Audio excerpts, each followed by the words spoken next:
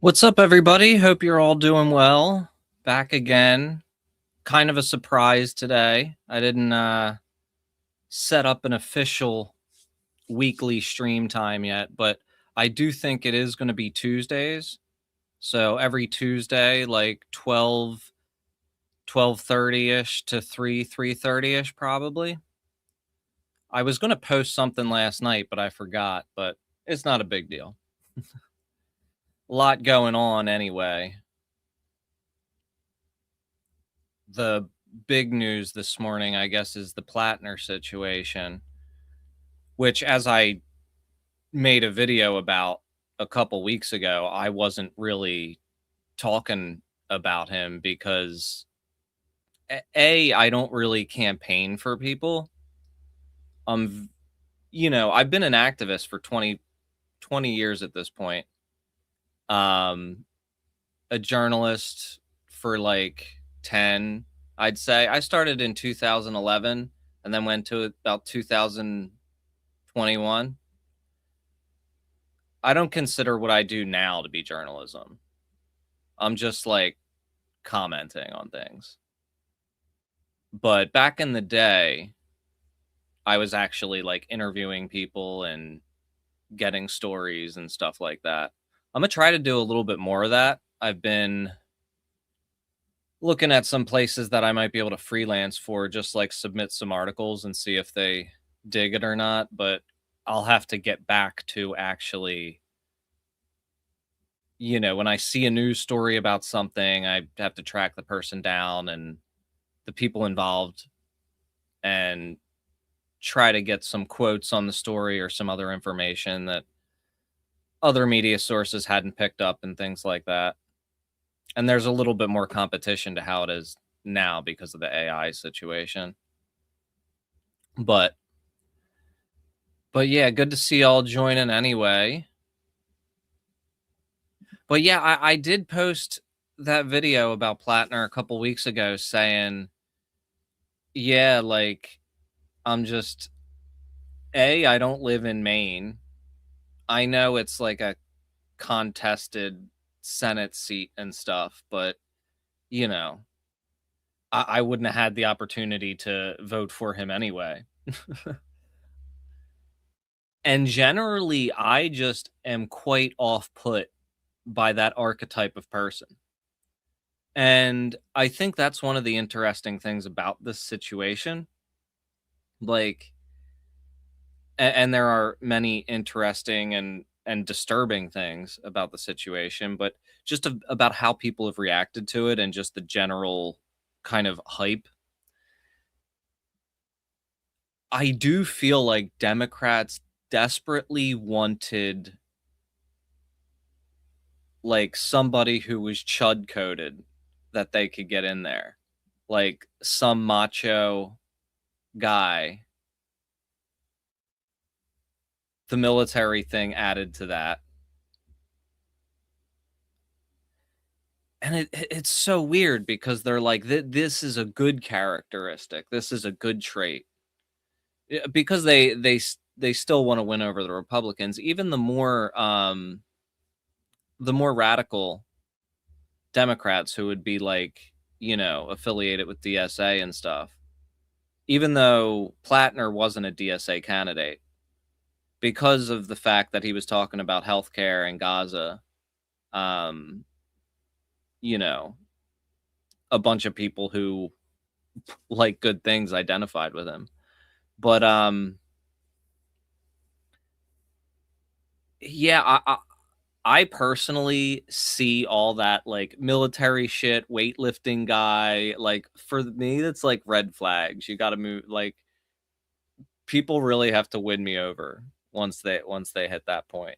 Like with Hassan, for example, I like Hassan most of the time. I like his takes.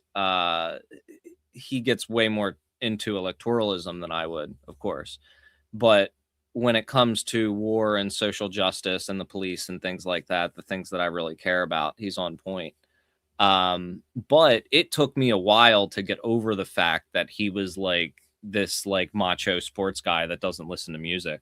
I was like, that doesn't really that doesn't really jive, that doesn't really vibe with me. Uh but it's like the opposite with a lot of people. Even if they are not particularly attracted to that, they think other people would be, so they want that as a politician. It is it's just is I like to look at like the underlying sociological things of like why people are drawn to certain candidates or certain media figures, even if you know, I'm not super engaged in the direct conversation of the horse race politics thing.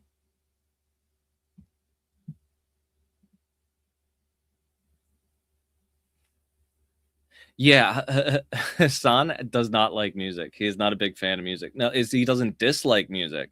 He can just take it or leave it, which red flag as far as I'm concerned. But like I agree with his politics, so it's cool. But I'm just kind of saying that he had to win me over with some really good takes over the years for me to be like, "Oh, all right, you're legit. You're not like a bro." Um and I do know one or two people in my life that are like really into lifting weights and like one is even really into MMA and like it's a health thing for him and it's like he's not a macho dickhead and he's like a very sensitive like kind of person, which is the kind of people that I like being around. And I think I said this in the Platner discussion, like, yeah, he's definitely with the things that he's saying are definitely better than his opponent. But I don't really like being in rooms with guys like that personally. Um, that kind of traditional brand of masculinity, tough guy, like considers themselves alpha and shit like that. Um, I find off putting. But there's definitely a pull towards that for sure, especially in these political roles, and especially when it's associated with the military. And with the military thing, that was another situation because, you know, I'm not one of those anarchists that are like everybody who has like mail carriers are agents of the state. You know what I mean? Um but at the same time, if you're in Blackwater, like you're not even just like a military technician or a medic or bought into it when you were 18 years old and didn't know any better. Like you're going to Blackwater. That is like the worst of the worst, aside from like Delta Force. Like Delta Force and Blackwater, that's like immediate red flag.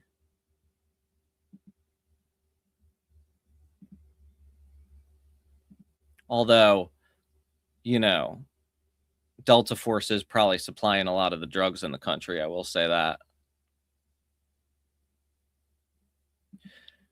But yeah, the allegations specifically against Platner were messed up. And I watched the interview with the woman and you know, I don't think that there's any questioning of that situation. There were messages that she had sent to people previously about it before he was even considering politics. And it was like, he showed up to her house drunk after she told him not to show up. And he like literally like walked in her door and, you know, she dealt with a very traumatizing situation that night. Um, and it's weird, like how similar that story was to other stories that I have heard. Um, like for example, like there was. some situations that happened a couple years ago here in the local music scene where there were very powerful men, two very powerful men that were facing a lot of accusations, and both of them ended up having to essentially admit to it, even though one of them is still openly doing parties and the other one does behind the scenes. He has front people doing it for him now. Um, it was this same kind of encounter where they did something that was like obviously fucked up and inappropriate, and then were essentially like, "Oh, I was drunk, sorry for being kind of an asshole." And it's like, no, dude, like, you committed a fucking crime. um yeah, Zoran is like the only politician that I have spoken positively about ever, really, I think. um and I The thing about him is I like how he's actually doing shit, and I wish he would be a little bit harsher with that police commissioner, get rid of her, but I know he's got to do what he's got to do, but that's like my only criticism. um and the thing with him is he actually got into power and proved himself. Very rarely do people actually do that. And with Platner and with a lot of these other people, they have not really proven themselves yet, and we don't even know if they will. And alls we could go on is like what kind of person they are, you know? And I hope they replace him with somebody that will beat the incumbent, and hopefully somebody that is equally as good on things like Gaza and healthcare.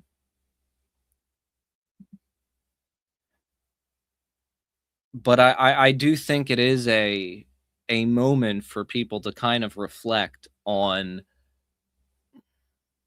how politics forces people into really, really riding for strangers that they don't know nothing about, that probably don't have good intentions, um, just because the other person is worse. And this is something that I've come around on over the years as far as politics goes. I've said this many times before. I used to go around telling everybody not to vote. Many of you will probably remember that, for years. And the Trump situation has made me reevaluate that. Even the first Trump term made me reevaluate that with the overturning of Roe versus Wade. I was like, oh, well, like these politicians can actually get into power and make something different, because my whole life it was just, one party in, one party out. They're doing the same thing. Whether it was Bush or Clinton or Obama, it was war. It was, we love the police. We love the corporations. But, obviously, with what we've seen with Trump, I now understand voting in self defense. However, I do think that the way people ride for these politicians, um, like, for example, Kyle Kalinske, who another person who I'm a fan of, he was one of the only people who spoke up for the Free Thought Project when we lost our page in 2018. And I will forever be grateful for him for that. He went on fucking Joe Rogan and was like, you're so concerned about censorship, about people who are harassing trans people. Well, how about these pages that just got taken offline for speaking up about the military industrial complex and police brutality? So, I definitely have a ton of respect for that guy. But I know this morning he is probably like doing some examination about how he approached the situation, because he was tweeting shit 2 weeks ago that was like, Platner could sext with my mom and I could, still be riding this hard for him. And it's like, bro, you didn't have to do all that. Like, you didn't you didn't have to go that hard. Um, and it's just something about politics that and the nature of the worst person getting in that kind of forces you to venerate the person if you're on their side. Um, well, he's like a shit poster. Like, I'm sure a lot of that was, tongue in cheek, but it did not age well, obviously. Um, and I think that it just really pushes people into a position where they need to deify these politicians instead of just saying, yeah, they're all right, they have the better positions. It's like you really have to ride for them. And I'm not sure what does that, but you know, because of the fact that I am not I don't know what it's like to be that heavily invested in electoral politics because I've always been trying to change things from outside the system, which we'll talk a little bit more about in a minute with mutual aid and the big discussion there. Um, but yeah, I'm not sure what's going to happen now. Hopefully they replace him with something better. Yeah, it's the celebrity fandom, and it's weird with celebrities, and it's even weirder with politicians because at least celebrities are like, doing something you can connect with on an emotional level. And maybe if a politician comes in there and like ends all the wars and gives everybody health care, like, you know, I might have their picture on a candle at my house that I light every night if that were to be a thing. But before they even get into office, like, just, there's got to be some kind of responsible way to campaign. I did that was probably the incorrect word, but probably like a little bit more measured way of approaching the situation. Um, but like I said, I'm somewhat of an outsider to the whole horse race politics thing. I definitely see the value in it now, but I also don't want to act like I'm an expert. Like, it took me a while, admittedly, to figure out even why people gave a shit about Maine. I was like, you know, nobody lives in Maine. Nobody can vote in that election. There's like a very small amount of the country. It's not a very populated state. And then I understood the whole, I got a grasp of the whole, like, you know, a lot of the Senate and the votes and all that hinge on that one particular seat because that's one that has a chance of being flipped. So yeah, all right, I get that, but still, um, I know I'm just like ranting here, but this has been my reaction to all this because I've been quite quiet about him as a candidate in general. A, because I didn't feel much connection to the situation because I'm not in Maine, and B, just because, like, I'm just voting for the first time in 20 years after Ralph Nader 2004. So for me to even publicly say that I feel comfortable with voting now is going back on like over a decade's worth of things that I have said publicly. Although I don't think that there's something wrong with, learning things and growing and also reacting to a shifting world and a shifting situation. Um So yeah, so me to get behind a politician is like you got to be really, really, really good, and you got to like check every boxes for me to not cautiously mention you. It's Maybe it is like a petty ego thing. I'm not sure. Maybe it's a principles thing. I'm not sure. Because a lot of times people have like petty ego things and they say it's principles. Not sure. Um, but I do think it is also, there is another conversation here about how we knew he was a murderer, you know, and that wasn't enough for people because he was murdering, he was killing in a state sanctioned situation. He was a soldier. So that's put in a different context. Yeah, exactly. Yeah, on the big dub, exactly. Um but yeah, it's we all overlook that, and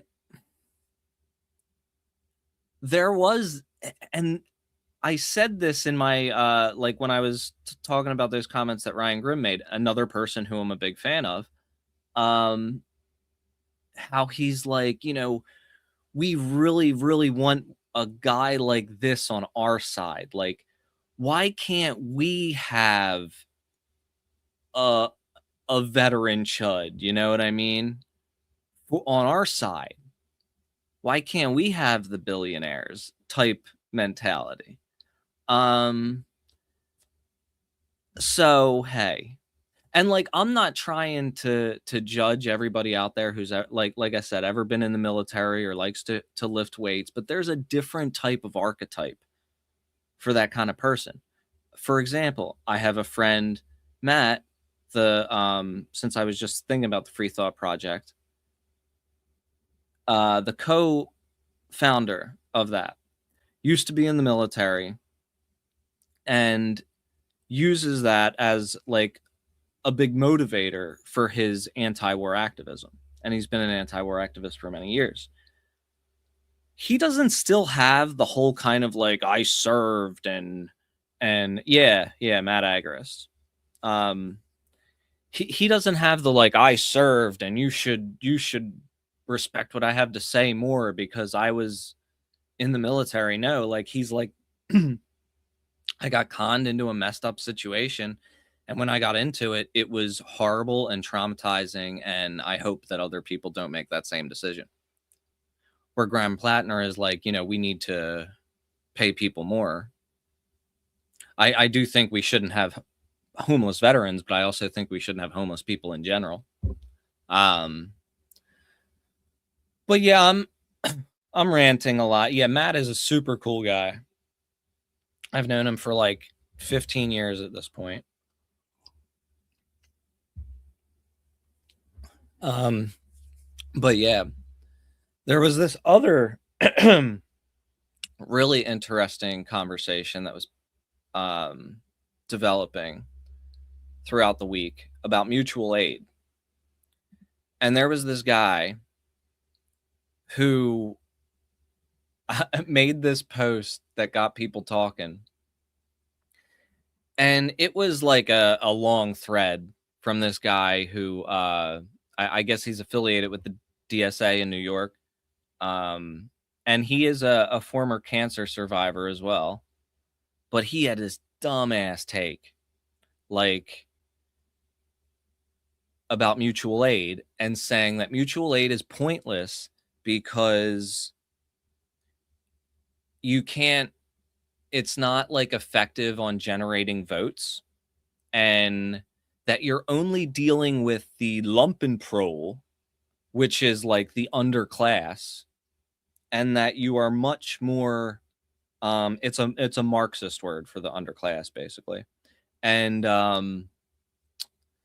that you are better off targeting like the middle class and getting the middle class on your side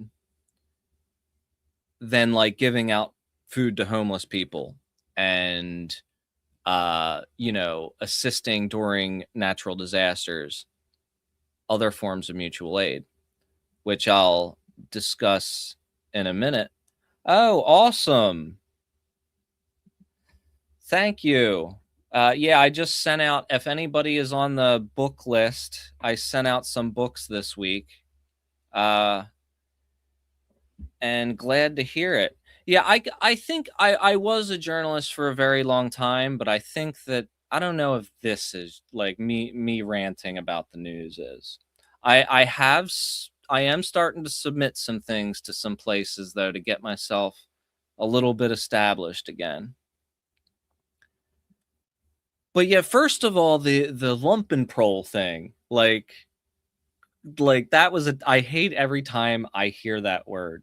Um because I think that it is a it is this it's a word that Marx used to describe the underclass, the thieves, the beggars, um the drug dealers, the sex workers. And like those are my people. Like that's who I think revolution is coming from. You know what I mean? That is like the heart of revolution. That is why we have a revolution for the people that are left behind. We don't have a revolution for the middle class. Not that, I'm saying their situation is being greatly diminished and they do have things to complain about. Not saying that, but you know what I mean. Um, so I was a bit put off by that comment. And then he said, let me see if I can find it and pull it up. Cause there was one comment that I had to make a comment on this. I'm pulling it up now. So he said, also, there is something so cynical about mutual aid. This idea, rarely borne out, that if you feed people, they'll organize for you. Are they dogs? And I was like, the point is to help people. What? So like, and then I started having conversations with other people like, what do you think the goal of mutual aid is? What do you think this I forgot to put the chat up on there. What do you think that this is all about? And few people really wanted to engage with that question. And I think it's something interesting to explore because A, mutual aid does not go as far as it should. B, it is not meant to be a replacement for other forms of action. And also, it it can the main goal is reclaiming um the original way that humans operated. There was actually a book called Mutual Aid that many of these ideas come from by the anarchist Kropotkin.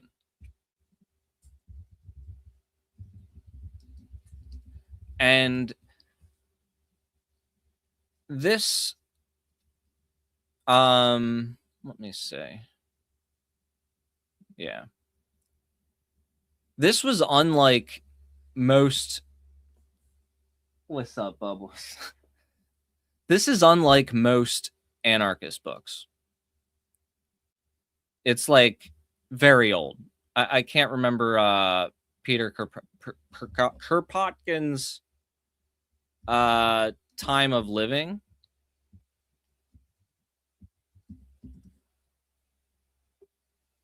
Yeah, 1842 to 1921. So it's like over 100 years old. It doesn't speak much about the state.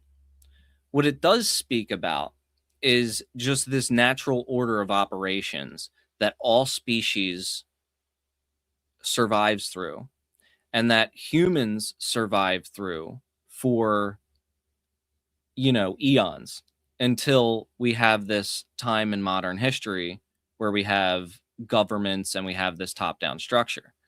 Prior to that, humans survived on mutual aid. Even in times where we did have authority figures like in fiefdoms and stuff like that in the Middle Ages, there were guild systems that the people used to help each other because, at that time, there wasn't even much welfare from the lords as we have today, where they pass down some scraps to try to keep people appeased with the situation. They,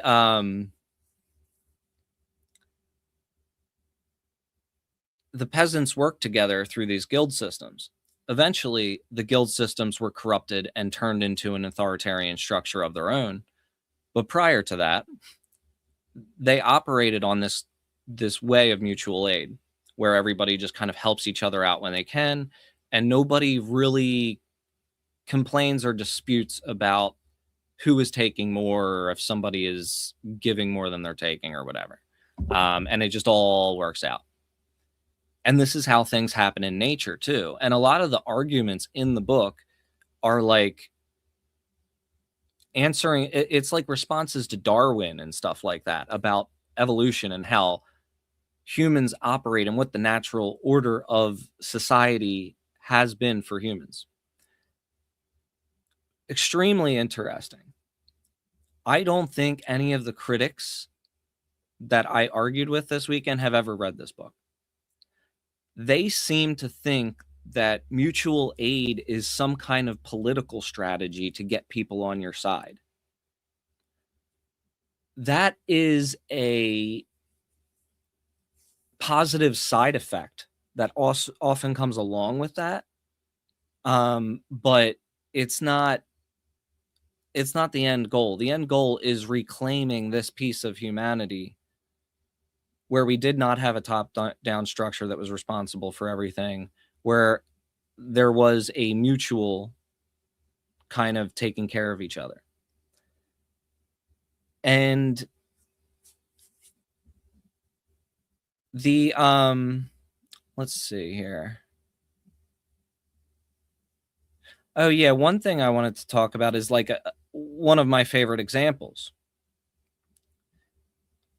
Food Not Bombs. You may be familiar with them. This guy, Keith McHenry, I believe is the founder. Food Not Bombs was classified as a terrorist group in 1988 because the U.S. claimed we might encourage the public to demand military spending be diverted to domestic needs. That's discussed in his book, Soup Street. So right there, that kind of goes against that thinking that it's unhelpful to provide help and aid to people, or it is not politically advantageous to. Because I feel like a lot of these people who are like, dismissing the power of mutual aid are saying it won't translate to votes. And that isn't the immediate goal. The immediate goal is reclaiming that piece of humanity that was taken away from us by these authoritarian structures. It's not done on the level that it should be. And it needs to be extended beyond just providing assistance in protest situations and, feeding the homeless. But it's obviously still a threat, even in the current inception.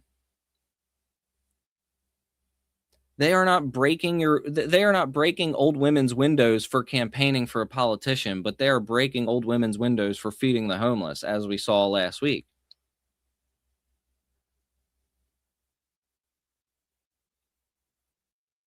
So, it is definitely a threat. And then, you look at situations like we have with ICE, where there are these families that are being ripped apart, and you have mutual aid groups that are buying food and diapers and stuff for these families because they are, these families lost their income because their loved one is behind bars for no reason.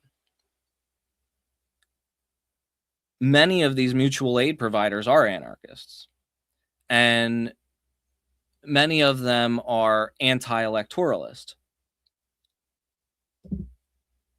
which causes this kind of rift between people who generally believe the same shit, but just have different ideas about how to get there. That is why I am a lot um, less critical of different solutions that people want to advocate for, as long as they're like pointing in the right direction and it isn't something completely fucked up that and violent that they're advocating for, or the means that they're trying to do things. But yeah, this guy was the co-founder of Food Not Bombs and the author of the Anarchist Cookbook. Like, truly, there are two wolves inside of you, bro. You know what I mean? Um, but regardless, they listed it as a terrorist organization.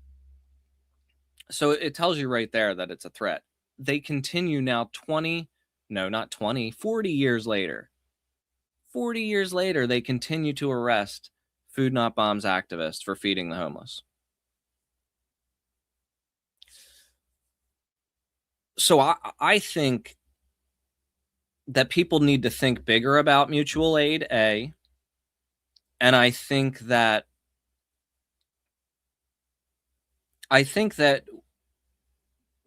we should be a little bit more chill also about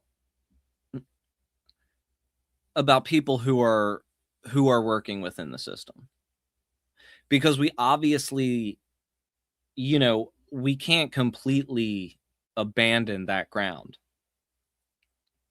as we've seen over the past decade.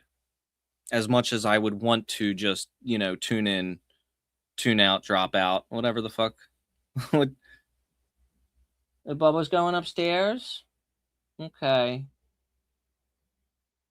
I'll miss you.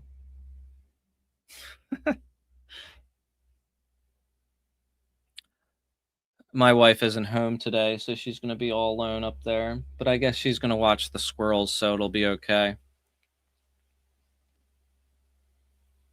You can go upstairs. She's just standing there at the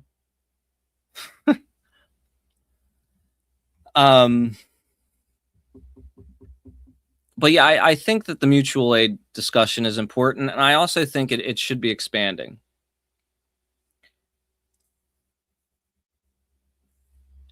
And maybe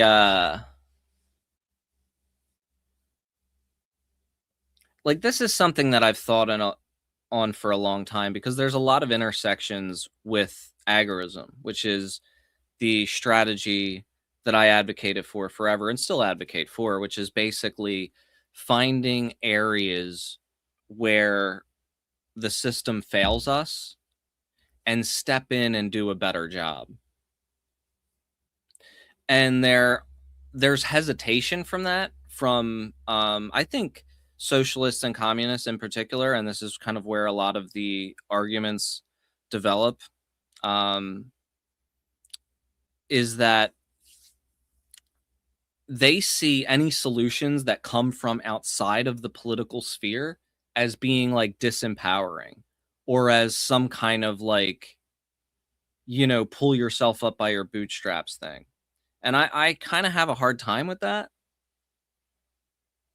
because then the conclusion is that politics is the only solution, and I really don't buy that. I think way too often everybody wants to act like the way that they are approaching the problem, like the angle that they are approaching the problem from is the right way to do it, and the only right way to do it. And over the years, I've really started to feel like it's one of those things where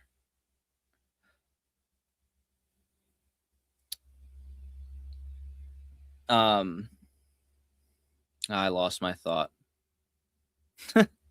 Sorry about that. Happens sometimes.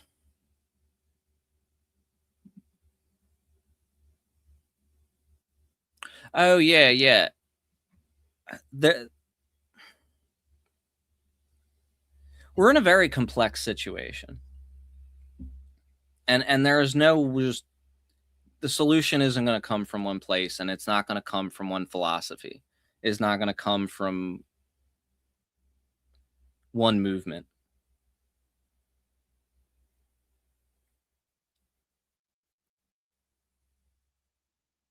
This is why I look a lot closer at where people are aiming these days than the petty disputes about how we're going to get there. Especially knowing that we're all going to have to attack it from different places. It is so wild to me that the co-founder of Food Not Bombs is also the author of the Anarchist Cookbook.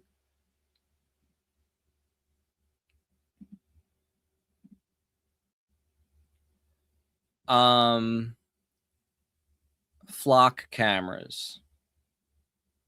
We've been talking a lot about the flock cameras, and there is like a nationwide revolt against them.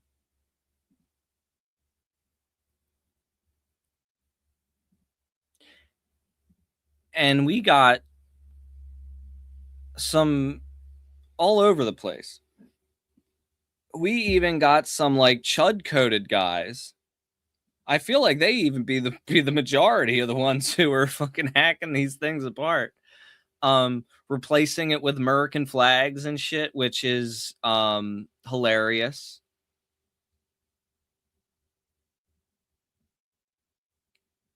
Let's see what we got. Where's this video? Why aren't they trying to get me to watch a commercial first? So there's been a few taken down in Houston. And then there were are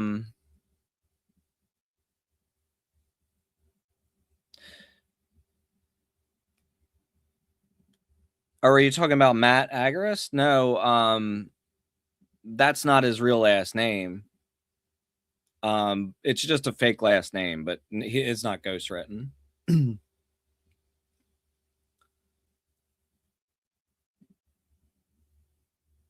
Some towns are blocking them. And there was also this other video where this woman's suing, the cookbook. Yeah, it says co-founder of Food Not Bombs, author of the Anarchist Cookbook. I didn't know that until I looked at his bio. That is definitely a yin and the yang kind of situation, though.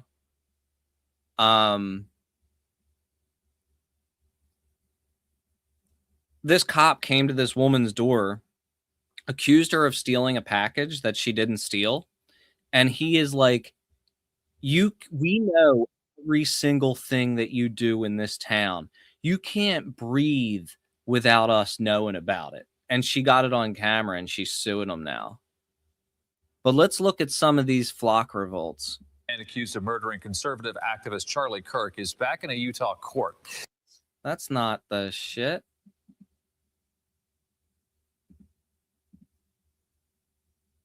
Here we go.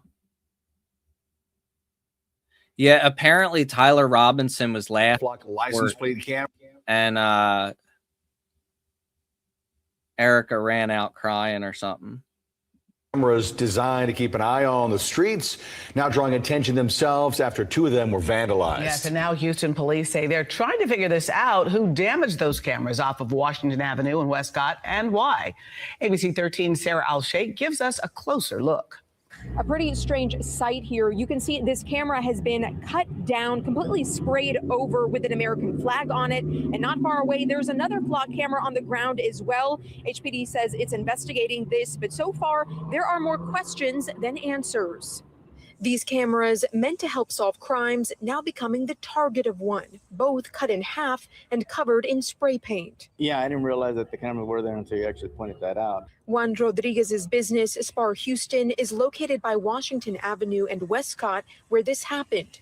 These are flock cameras meant to read license plates and alert police if they're connected to crimes. Rodriguez says he didn't see who did this, but he's left wondering why they did. That's what it sounds like it would be. Somebody just... He's left wondering why. It's so hilarious how they try to cover this on the news. The whole country hates these things. If you look at the comments section of any video about this, any news article about this, everybody is like, set these things on fire. And the news is like, what is happening? Protesting, their rights are being violated or something like that. Flock cameras have been used in the city of Houston since 2021, according to the company. The Houston Police Department tells us they were notified these cameras were damaged on the morning of July 4th. As far as the repair costs, HPD says it depends on who is responsible for these specific cameras. While some cameras are installed through city contracts, others are done with neighborhoods or private groups that choose to share footage with police. HPD couldn't confirm who was responsible for these cameras, only saying this is an ongoing investigation. ABC 13. Yeah, that is very true. The fact that that it's still a mystery who did this kind of shows that those things don't even work to solve crimes. Reached out to Flock asking if they were aware of this situation and what the repair process would look like. They didn't answer those questions, but did say, quote, damaging public safety equipment is illegal and puts the community at risk, which is why we strongly condemn this type of behavior. As far as how often something like this happens, Flock says overall they see very few reports of vandalism. Sarah Alshake, ABC 13.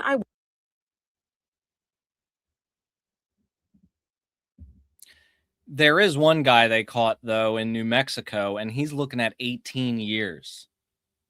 And this guy, like, I'm pretty sure this is like a big libertarian guy. His name is Sovereign, and they're saying he used to be in the military or something, or he was an engineer in the military. And he admitted to it. Like, they're like, you know, did you? Yeah, this was me. It's again. I'm taking them down because they're against our rights. Let's take a look. Cameras were destroyed, then replaced with a flag. Police say the man behind the crime cost the city thousands in damages. News 13's Bianca Hoops has that video. That's interesting that this guy did it with flags too. I'm pretty sure this is a different guy. Yeah, this is New Mexico. That was Houston. A series of vandalized cameras have Rio Rancho police questioning who did it. So that's what our ALPRs were, the license plate reader. Someone stole the reader and replaced it with this flag. We had the same thing happen yesterday off of Metalwork.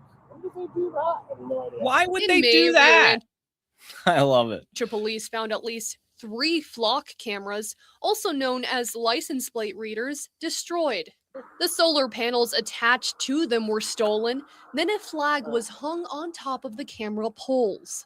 See, I feel like he might have screwed himself by stealing the solar panels.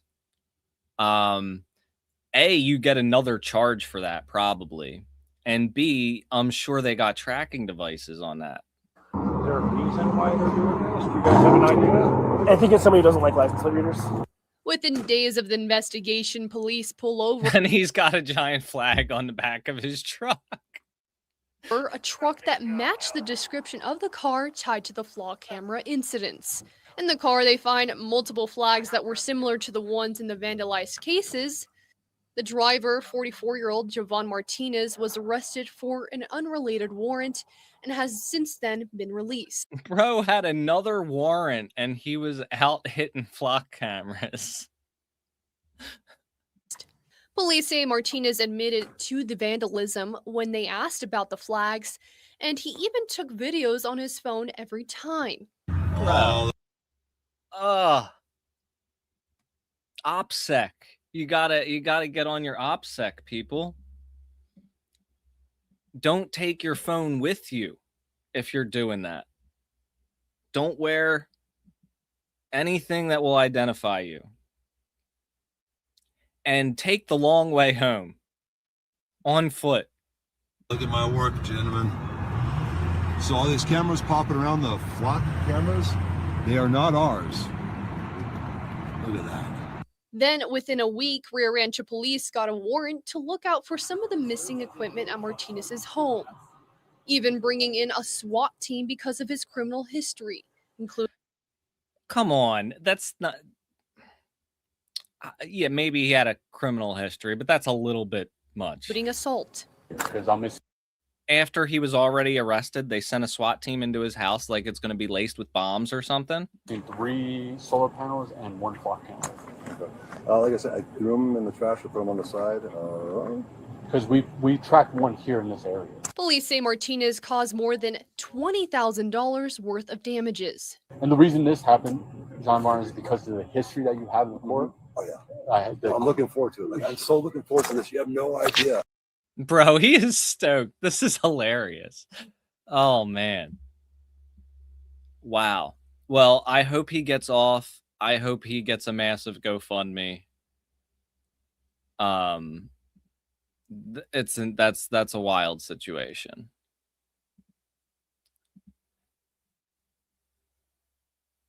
This is the video where the cops said you can't get a breath of fresh air without us knowing about it. And this is a lot of the stuff that happens is cops harassing women, which happens frequently. I'm not sure if this was the Sovereign guy. No, this wasn't the Sovereign guy. The Sovereign guy is somebody else. There's a lot of people out here doing that shit. What's this guy's name? New Mexico man flock camera. I'm gonna look it up. It wasn't in the caption. I think it's something Martinez, maybe.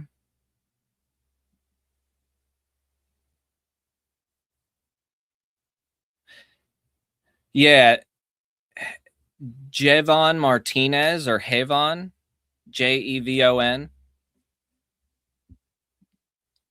We have cameras everywhere in that town. You can't get a breath of fresh air in or out without us knowing. Chrisana Elzer. You can't get a breath of fresh air in or out without us knowing. Learned the power of flock firsthand. You were in town from 11:52 until 12:09. Exactly. Like I said, nothing gets in or out of the town without us knowing. When a cop... And the funny thing is he was that cocky with her, and he was wrong. She wasn't the one who stole the package. And he's like, we got you. We know every little second you moved. Colorado police officer showed up at her door.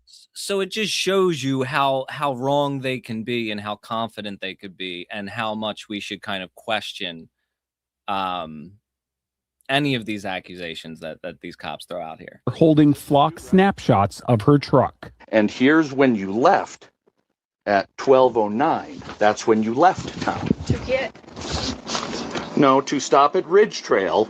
Wait a minute. And take a package. Well, there's no shushing. I don't need to be. I need to know where this is. The first thing he pulled out on the body cam is that flock picture, the clear photograph of your car. But here's your vehicle in the neighborhood many, many times, apparently casing houses, because you just can't drive through for work or visit other businesses. You can only be casing houses. It is her. It is 100%. It is locked in. There is zero doubt. I wouldn't have come here unless I was 100% sure. 100%. 100%. It is certain. It is on video. You're obviously welcome to go to court. Chrisana was charged with stealing a package, but it wasn't her. The porch pirate was somebody else. Multiple times you tried to show him your video evidence. He didn't want to see it. Even when I called him back, he said, that's not my job. You looked at a time of a crime. You saw my vehicle entering in the flock. No, what I did was I did an investigation. You called my wife a liar. You said this is fact. I have video evidence. I don't know what you want me to say. The charges were dropped after Chrisana spent weeks trying to get the police chief to look at her evidence. Time-stamped video from her truck and a neighbor's doorbell camera showing she wasn't at the scene of the crime. What does it say about where we are that you feel you have to have more cameras than the police have in order to make sure you can prove yourself innocent? It sounds like it flipped the script to you're guilty until you prove yourself innocent. Without a flock camera, that detective would not have been at her door. By his own admission, he pulled out the flock picture of her car. Do you want to apologize to Chrisanna Elzer for what happened to her? For the police misusing the tools? I don't think that I have to apologize. He wasn't charged with a crime. He wasn't, I mean, other than being reprimanded for his attitude. Sure. No, but I would tell you that, like, should I apologize for somebody misusing a tool? I don't think so. Flock Safety Chief Communications Officer Josh Thomas. Who's watching the watchers in these cases? Well, the city council. The city owns the data, so city council would have the appropriate responsibility in that case. Our point of view has always been that it is not Flock's job to police the way police do their work.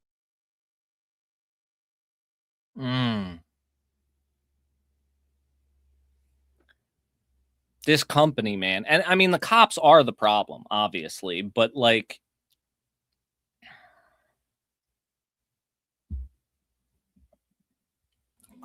I saw a job listing for a copywriter at Flock. And I was like, oh, I'm not that desperate.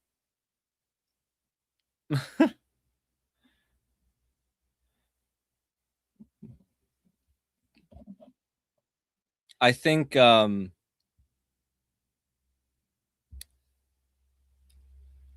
it's going to be interesting to see how this plays out with the massive resistance that's happening to him. There was this other guy named Sovereign or whatever that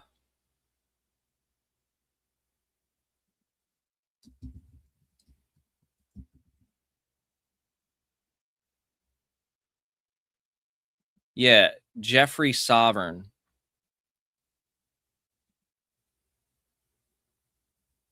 And he also admitted to it. This was 13 counts.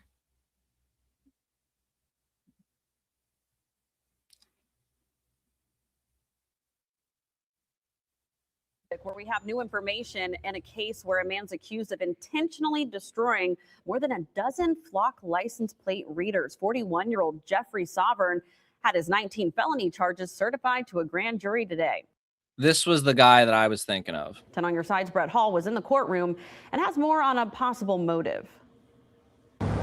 Suffolk resident Jeffrey Sovereign didn't speak today, and his attorney provided no defense during his preliminary hearing. However, a detective assigned to the case on the stand said that Sovereign spoke about the unconstitutionality of license plate reader cameras following his arrest. So I will deny the motion as it relates to that. Our cameras were rolling today as Sovereign faced the Suffolk police detectives who say he is responsible for destroying more than a dozen Flock license plate reader cameras in North Suffolk over a more than 6-month period last year. Over 6 months last year. So damn. Installed in the last decade in the name of safety. Officers say they noticed beginning last April. That camera was turned facing towards the wood line. That's a very good point, that this kind of technology, or, you know, slightly more primitive versions of it, have been used in like low-income neighborhoods forever. I remember like the blue lights in Baltimore for the past 20 years. And, you know, they might not have had license plate readers attached to them, but I think that they were they might have for the past 10 years at least. And then you got the listening devices that they have too for cell phones, Stingrays.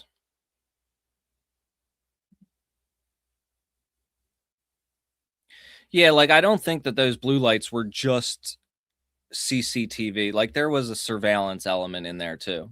It is not facing towards the road, which is his intent. But as time progressed, detectives say they found cameras removed entirely, some of them thrown off overpasses onto I-664. Detectives detailed how a traffic camera is what led them to Sovereign, who is an engineer in the Air Force. At the end of last September, a warrant was signed issuing a GPS device to track the truck he was driving. And last October, another warrant allowed for a search of his Harborview condo, where detectives say Flock camera components were found. Bolts, washers, there's just a variety of components that go to these devices. And those were found throughout that garage area. When questioned, one detective said, and again, like a lot of the I want to watch a couple of these people who got caught to kind of like find out where they got tripped up. Dude shouldn't have taken shit home for sure. Other guy shouldn't have videoed himself. Sovern said the cameras are unconstitutional and a violation of his and others' Fourth Amendment rights. So far, no federal judge has agreed with a similar argument brought before them, with one in Norfolk recently saying the license plate readers can't track the totality of a person's movements. Yeah, I do worry with these people trying these defenses as well. Like, you're not going to get a judge to maybe you get a jury if you take it to a jury trial, but maybe that's what they're dependent on. Maybe they're hoping for jury nullification. It was revealed today Sovern is facing similar charges out of Chesapeake, where he's due in court next week. Both Sovern and his attorney left the courthouse before 10 on your side could catch up with them. We're not yet sure when he's due. There are ways that the judge can try to prevent that, though, like we saw in the Prairie Land cases where the judge prevented the defense from making like a self-defense argument.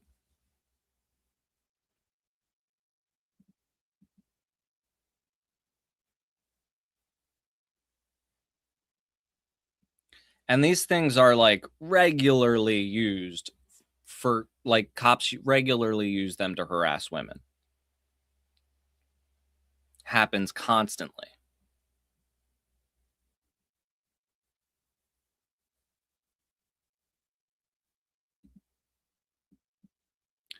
I saw this story this morning. This environmentalist activist was found dead and tortured after receiving death threats over his activism. This is incredibly common in South and Central America. I have written many stories about situations like this over the years, especially in South America, in like the Amazon area, and where there is a lot of fights over, indigenous communities trying to protect land and mining companies, logging companies trying to come in there. This guy was named Alex Cerna. I had never heard of him, but he was missing for 2 weeks. And now he's been found. And prior to his death, he was getting threats from some of these corporations that he was speaking out against.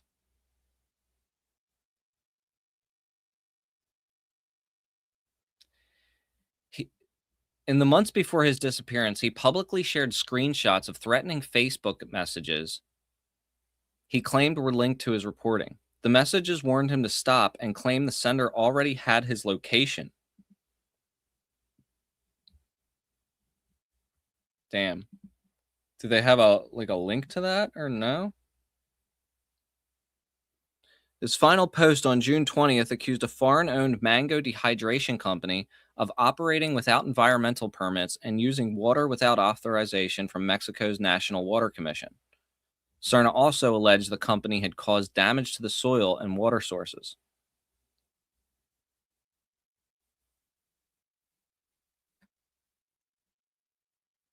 Yeah, this kind of stuff is incredibly common.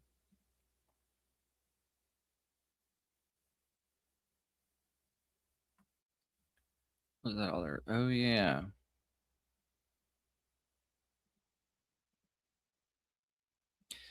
Did y'all see that the guy that,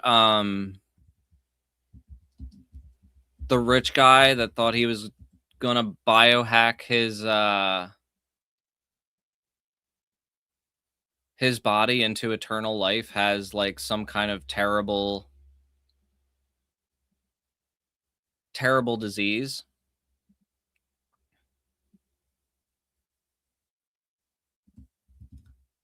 Which is, this guy. This weird ass guy.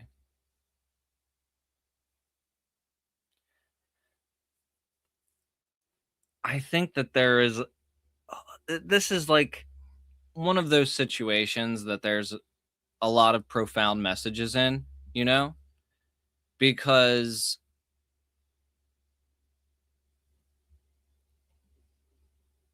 there is this attitude where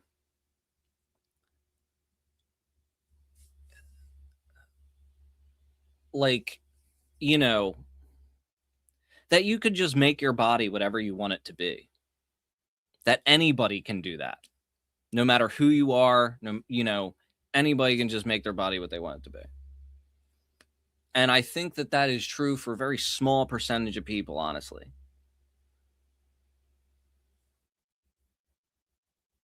This idea that you can like biohack you just take good enough care of yourself. Just eat the right diet.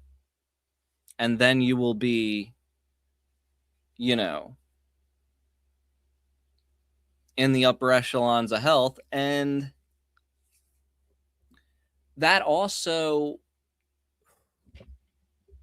there's like a hidden message in there too, And the hidden message is, if you are not in perfect health, if you are, somehow immunocompromised or sick or disabled or whatever, that's your fault. That you just need to get over it and do your thing. And of course, I don't wish this on anybody, even a billionaire or millionaire or whatever. I don't think he's a billionaire, but he acts like one. But at the same time, it is very, very profound, where it should be a lesson to people, but I don't really think it will be. And I was also getting into a lot of arguments this weekend in regards to my own personal,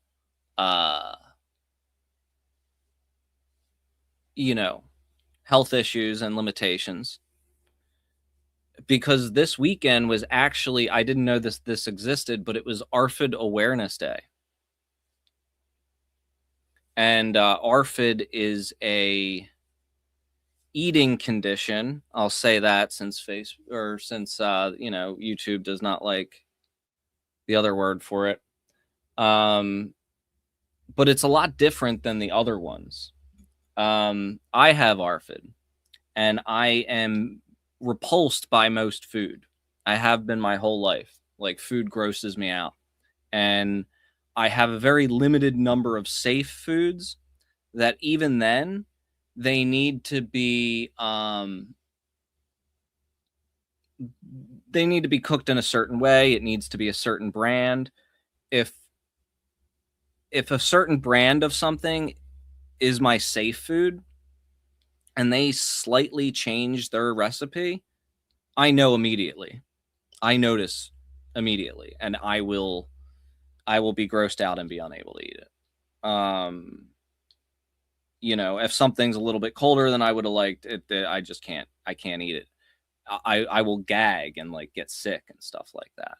And it sounds silly to some people because it's like, yeah, just suck it up and eat it. It's like, yeah, that would be nice, but I have this neurological response where my throat closes up and just pushes stuff out. So it's very difficult to do. And it's so unpleasant that, given the option, I usually just eat nothing. And I saw so many frustrating arguments on the internet about it this weekend, most of which were people who were just saying, oh, well, that would never happen to my kid because I would do it right. And and they listed all of these things that, of course my parents tried, forcing them to eat, not giving them their safe foods until they eat the other stuff. So I have always had this awareness of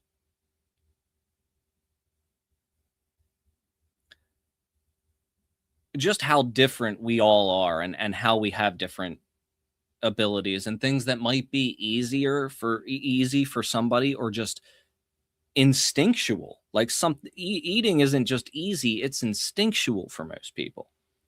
And for them to imagine that being the most difficult part of somebody's day is very, very hard.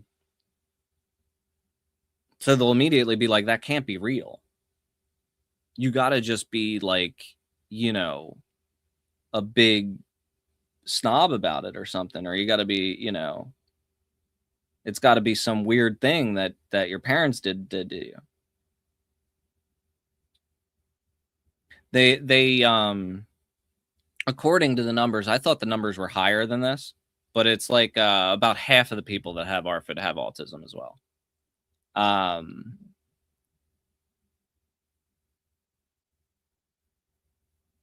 Yeah, that is the thing. Yep. If something is cooked in a different type of pan, like I remember when I was a kid, before we even knew that nonstick pans were bad for you, I did not like the taste of things that were cooked in nonstick pans. I've seen this other thing called like super, like you taste too much, like your taste buds are too sensitive or something. That would match up with it being a sensory issue, but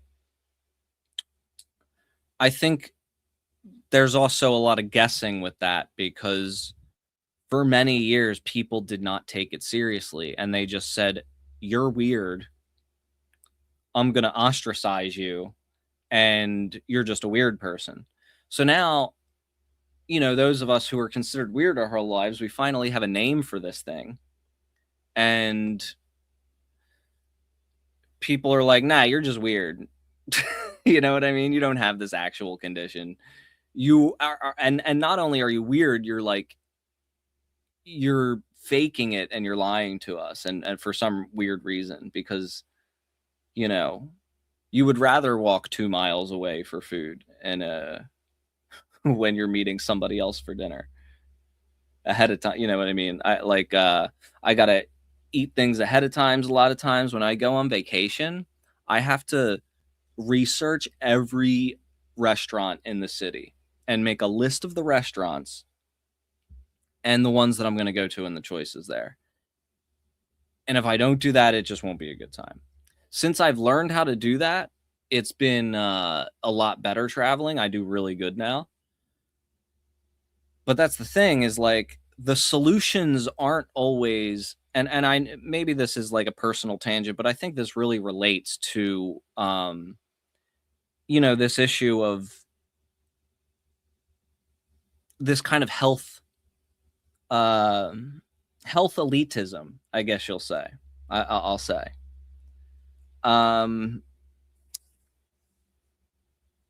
this is why I've always had an aversion to that health elitism, because I've been very much outside of this being a possibility for me. Even when I had cancer, like I literally had a gun to my head and I could not eat better. But over the years, you know, I've been through therapy and stuff, and I've learned ways to, like I just described, like kind of workarounds. And in these situations, like I speak up for myself more often, and I know like, okay, I need to eat now.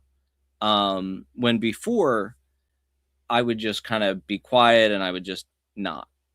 And this kind of new it has also made me more open to trying things too, because and vast majority of the time I don't like them. I think I've tried like probably, you know, dozens of new things in the past few years, and I think like 1 or 2 of them I've actually liked.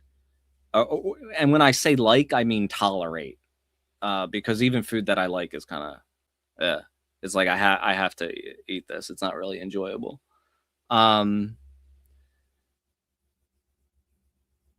So yeah, there was just this big discussion about this this past week, and I'm glad that it's getting this much attention. But also, I think people are just very dismissive to mental health as it is.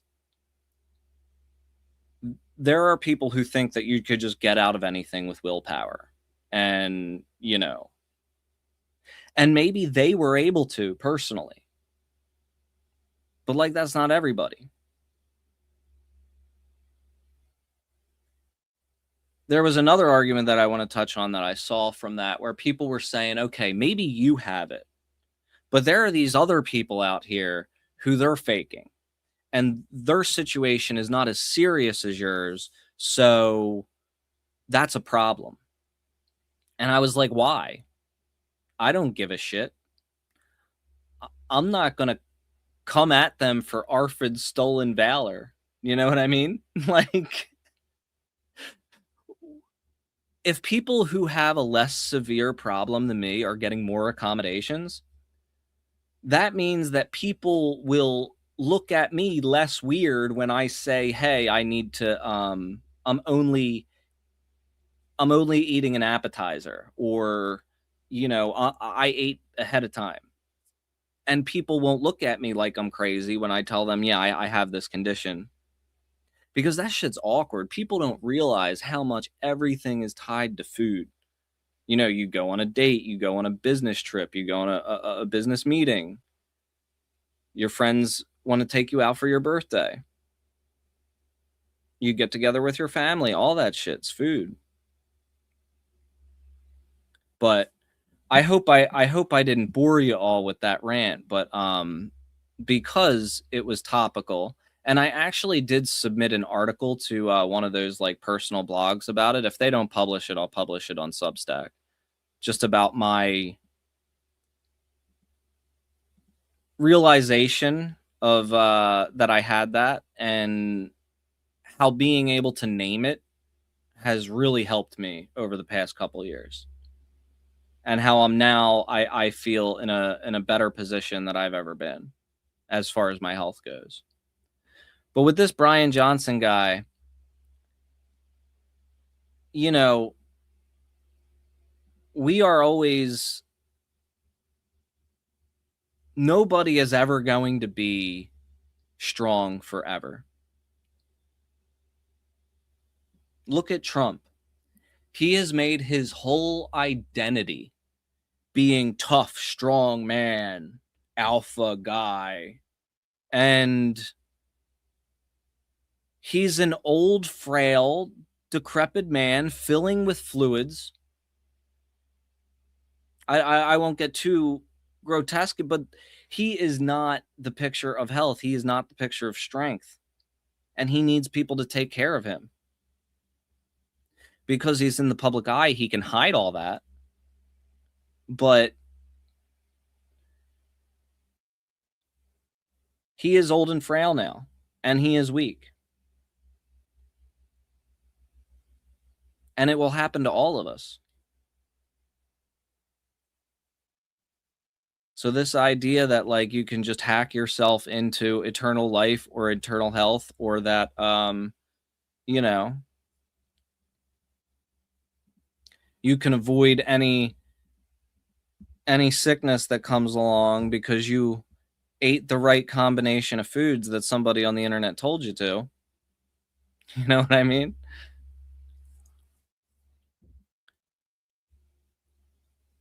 Let's see what else we got though. Speaking of Trump, let's get into a little bit of political stuff.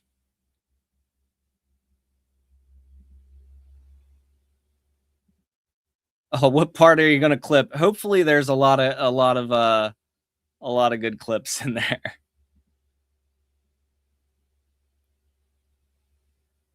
Trump just accused his kids of insider trading in this interview. It's amazing. I feel badly in a way for my kids, because every time my kids do, if they invest in a stock or if they go and do a bill, anything they do, because the presidency is so powerful, so big, everything, right. If they buy a cupcake company, well, the energy to make the cupcakes is, you know, sort of like, how's my energy policy? So therefore you have a conflict. Almost anything they do, if they want to buy a truck, if they want to buy, you know, if they buy an energy efficient truck, they have inside information. So It's pretty tough in that sense. I tell my kids, stay away from as much as you can stay away from, but they also have a life. You know, they feel badly in a way for my kids because every time my kids do, if they invest in a stock or if they go and do a bill, anything they do, because the presidency is so powerful, so big. The Mickey D's meat pink slime. Yeah. That is one of the unfortunate things about ARFID is that you end up gravitating towards more healthy or more unhealthy processed foods because they are more reliable and more consistent.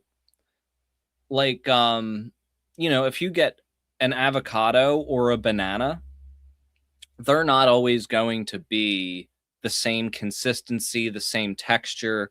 They're not even always going to have the same taste every time that you get it. But something that's specifically made in a lab to be a certain way is going to be the same every time. So just for survival, we end up eating a lot of times some of the worst stuff. I've kind of gotten around that to some extent, but I think that it's harder when you don't have as much money. Because when I was making a lot of money, I could, like, you know, eat steak all the time, which is very consistent, you know, pretty much the same all the time, as long as you get it from the same place, from the same farmer and shit. But yeah, that is something interesting that I think a lot of people don't know and a lot of people don't understand. Like, oh, why is it all the ARFID people eating chicken nuggets and pizza all the time? It's like, yeah, it's because they're generally the same thing every time, and you know what you're getting. But to critics who say you're profiting off the presidency, Mr. Well, you know why I'm profiting? Because the stock market's going up. Everybody's profiting. You know why I'm profiting? Because the stock market's going up. If you have a 401k, how's your 401k done? It's about up 85%. Thank you, President Trump. So we're all. He is so corrupt, man. Even the people on his side are like, this is the most corrupt shit I've ever seen.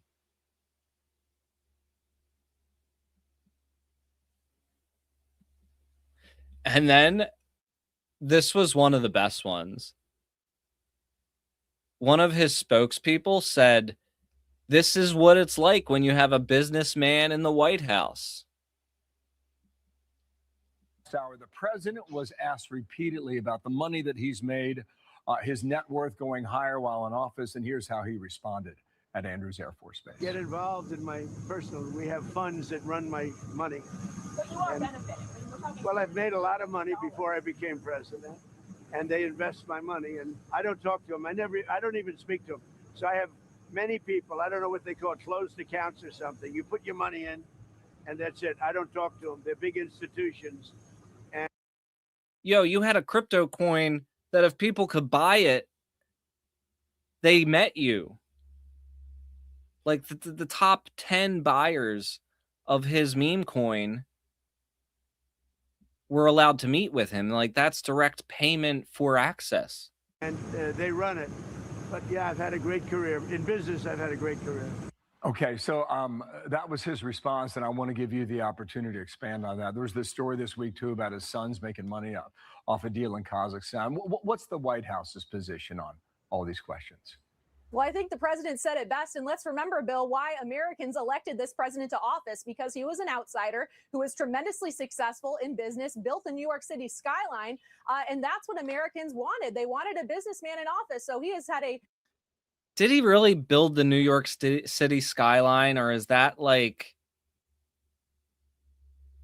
I feel like that's a little bit of exaggeration. Tremendously successful career. Of course, his assets are in a blind trust. He has no control of those trades. He's pretty busy as president. He's not. Although, I guess, as he famously said on 9/11, the day that the planes hit the towers, he did say, my buildings are the tallest in the city now. doing those trades from the Oval Office as he's making decisions for our country. But look, as he said, all of his policies, historic tax cuts, the largest tax cut in history, which, by the way, every Democrat voted against, bringing investments into our country to create jobs, creating Trump accounts to build a financial safety net for American children. These are policies that uplift all Americans. So yes, the president has had a pretty successful career in the past, as you know, but these are policies that are uplifting and making all Americans wealthier and more prosperous. Okay, Dana and I are heading to Washington, D.C. this afternoon. Can't wait to get down there, and we'll see how America. I forgot to share this video.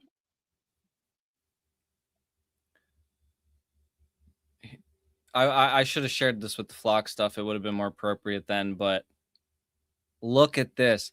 They got these, you know, dog robots going on police calls now. It looks like something out of a sci-fi movie, but this robotic dog is part of a very real police response to a deadly standoff near Boston. Watch as the robo-dog approaches the silver pickup truck, surrounded by armored police vehicles, appearing to try and smash the back window. We used our robot dog to break the window, but unfortunately the window tint, we couldn't get past it, so we had to use non-lethal rounds to break the rest of the window. Moments later, a drone flies inside the truck. Watch again as it makes its way through the shattered glass. That is a tiny ass drone. That is crazy. We used a drone to identify that the suspect was deceased. Shortly after, 4 members of law enforcement approached the truck and so that was all just to confirm that he was dead. What? These cops are so brave. Just such brave men. secure the scene. State police say the suspect, wanted in connection to a homicide, died from a self-inflicted gunshot wound. It's just the latest example of how police are using new tech during... I mean, I guess if you could send in a drone and not get yourself killed, anybody would do that. But still, like, you know, you can't be saying you have the most dangerous job in the world.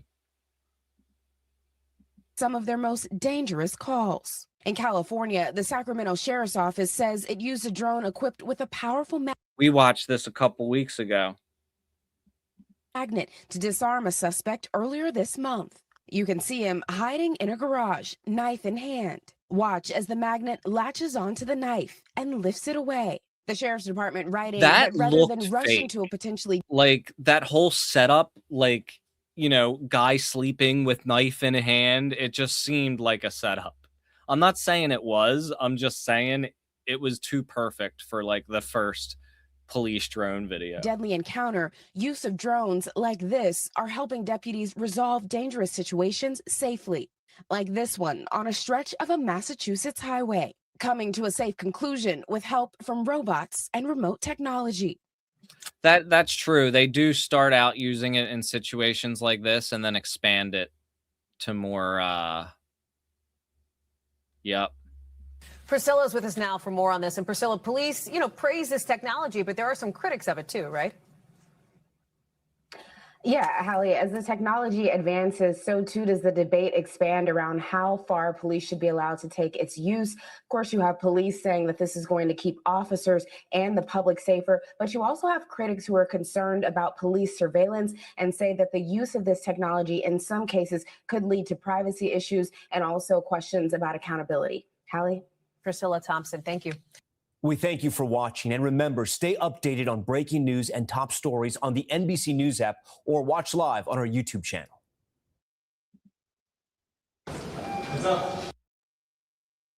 Yeah, that is pretty scary. Yeah, it's weird. Like for if they got somebody in a standoff,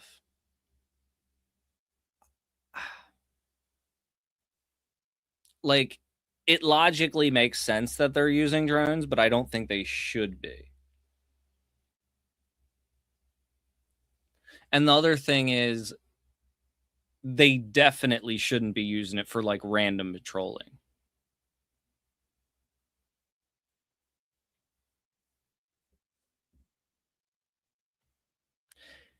And the accountability thing is a big deal too, because you know, they could probably charge the cop that is operating the drone. But at the same time, that's just a whole other layer of like deniability.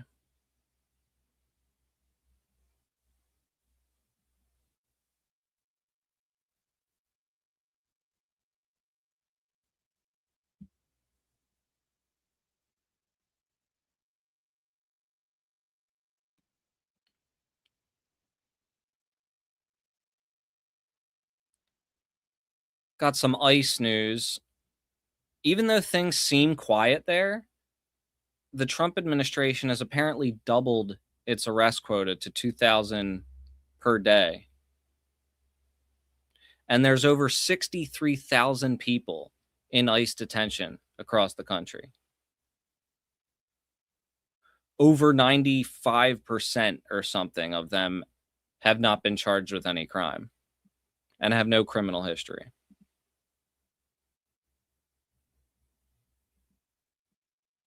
We also have ICE tracking down online critics, which we've seen a couple of the situations in New York State. But also, there was this story out in Wired that's saying like it's a specific policy.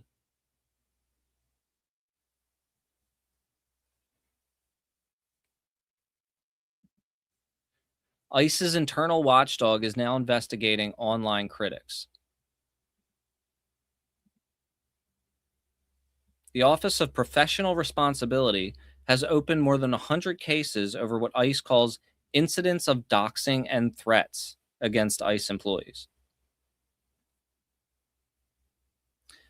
Yeah, this here talks about the case in Syracuse, and then there was another one in Rochester. But this reporting confirms that it is an actual policy that has begun. This wasn't just two random people.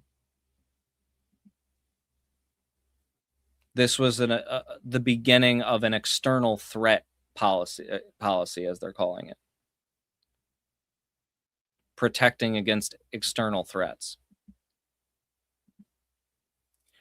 Which is just people talking badly about them online.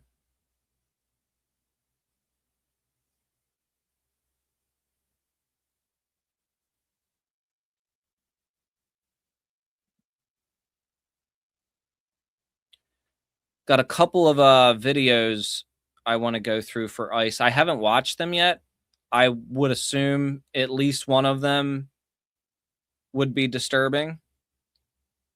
So if you don't want to watch that, I understand. In this case here, we have a new video showing that the Department of Homeland Security lied again about the ICE shooting in Harrisburg. So ICE told police that a man weaponized his vehicle by ramming it into one of the ICE vehicles. And then they said that the agent was forced to fire his gun.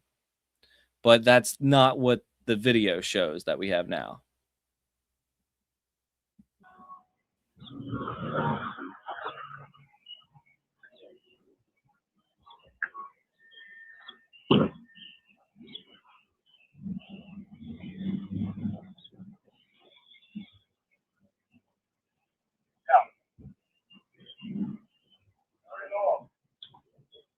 Out of this fucking window. Out. Turn it off. Out of the car now. Out of the car now. The way that they are immediately screaming at people as soon as they approach a vehicle is fucked up. No. Get out of the car now. Listen. Don't get out of the car right now. I'm gonna break the window. And the fact that they are like immediately ready to break windows, like that's they're going in there and they're breaking a window immediately. That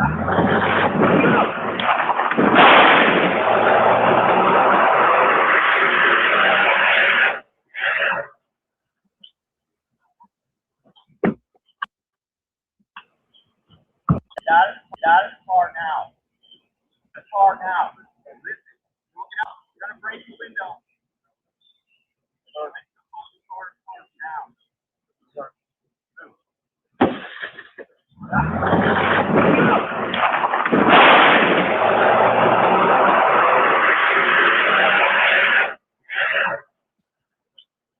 Yeah, I mean, it looks like they just tried to get away through that hole there. There was no people standing in the way. Maybe they hit the car, but that's also no reason to fire your gun at people, and it also does not look like there is any damage to the side of this car.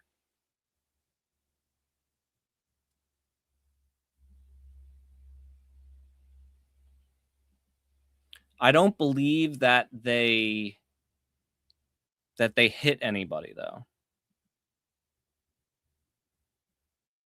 Now, this one, they are beating this guy up, it seems, this next one.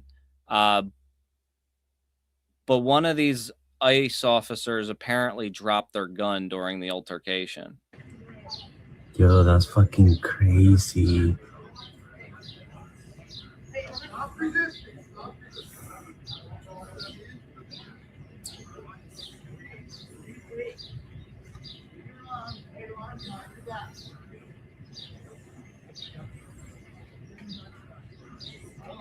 He's just trying to reach for his phone, it seems.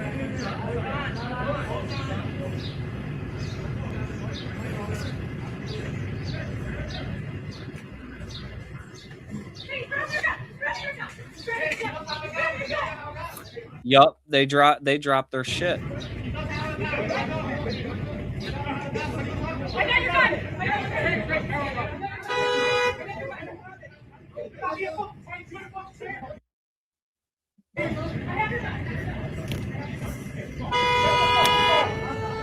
Now he's like grabbing this other guy by the arm who was just a bystander. That's crazy. That's fucking wild. This is literally happening right outside of my house. Literally right outside of my house. This is like, fucked up. Fuck this. Fuck ICE. He was literally heading to work for this to happen. Them people are fucking scumbags, man. Every single one of them. They need to be put on trial as soon as this fucking shit. Hopefully, I mean, I don't trust the fucking Democrats to get rid of them. That's the problem. Like, they need to be abolished and fucking arrested. All of these piece of shit scumbags. Motherfuckers. Yeah. Watching that shit makes me so fucking angry. Literally.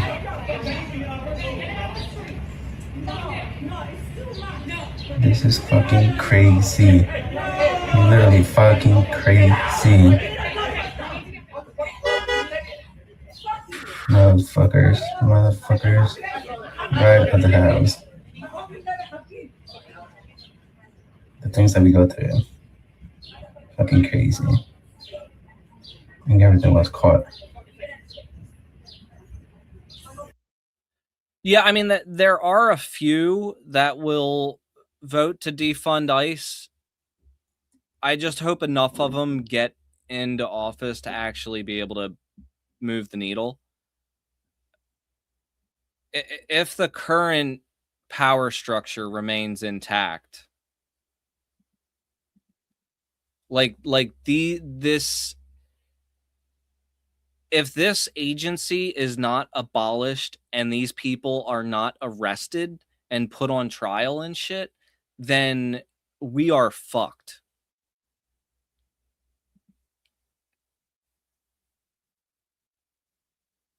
Yeah, it doesn't. And that is what worries me. That is what worries me. Because I've never seen I don't know if I've ever seen the system roll back its authoritarianism.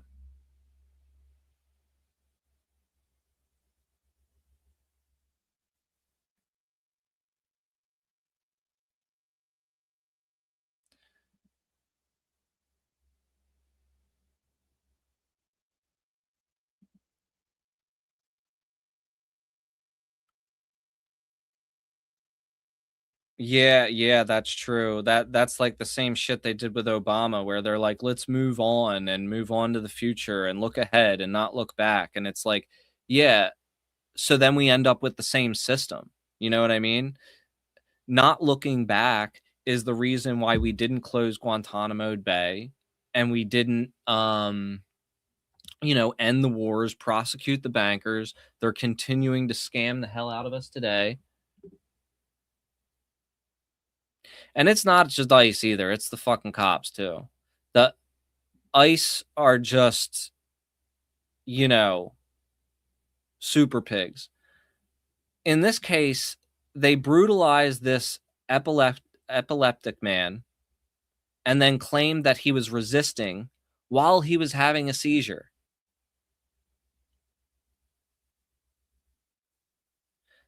This was 2 weeks ago. But it looks like the story is just starting to come out now.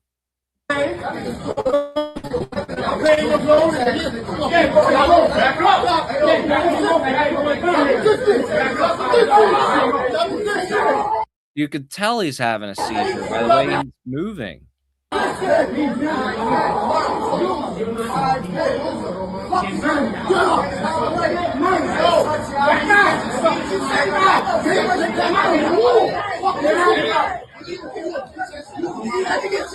Yeah, you could tell by the way he's fucking moving. Oh my god.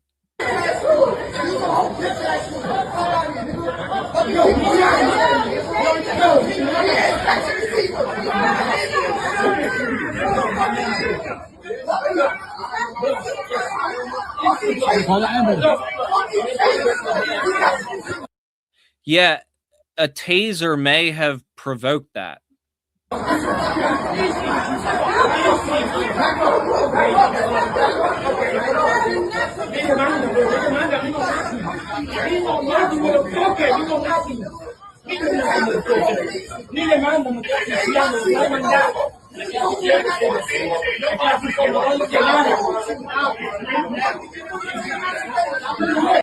They left him there handcuffed with no medical help for minutes before they called somebody.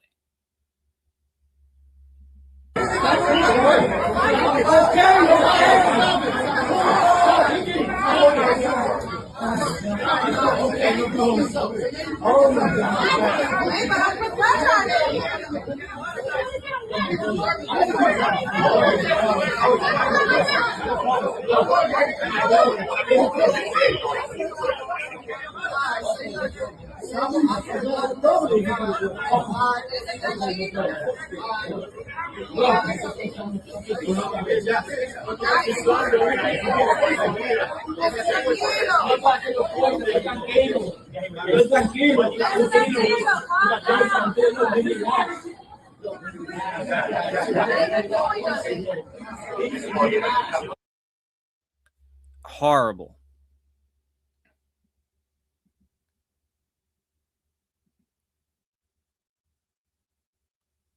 It's like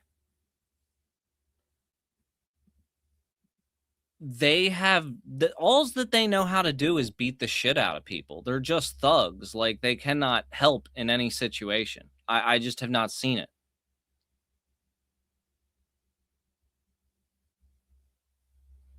Look at this one.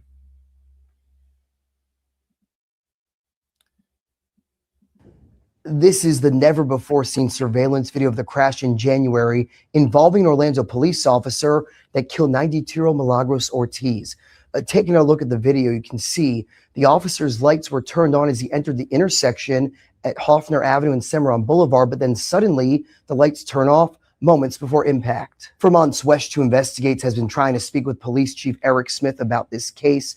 Back in January, he avoided our camera over at City Hall.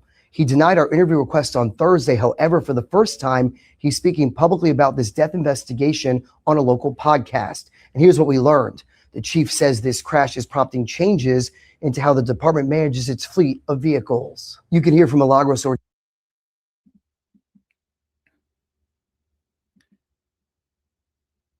Here's that one about the stalker cop.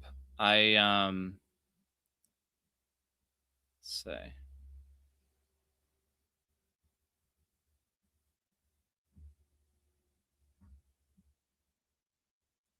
For some reason, I had this with the cop stuff instead of the flock stuff. Oh, yeah, they always run through them lights like that. It's crazy. And they're on their computer and shit. Pulling somebody else over for being on their phone. Footage shows cop stalking woman he met on a TV set after surveilling her with a license plate reader.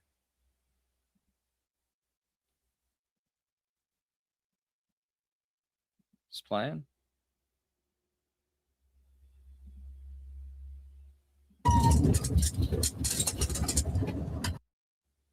Weird.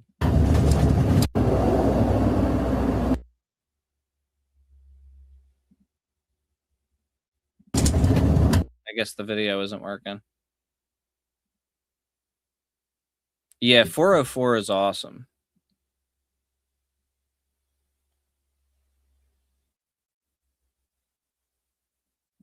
The National Guard killed somebody in Tennessee, too, in Memphis. I think over the weekend. Sunday. Guy had a gun. But Tennessee is an open carry state.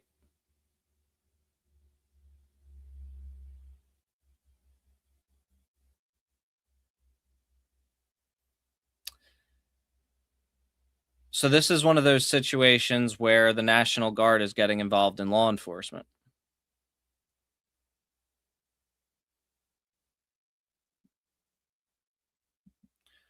For reasons under investigation, the situation escalated, resulting in 2 National Guard soldiers firing upon Johnson, striking him and killing him.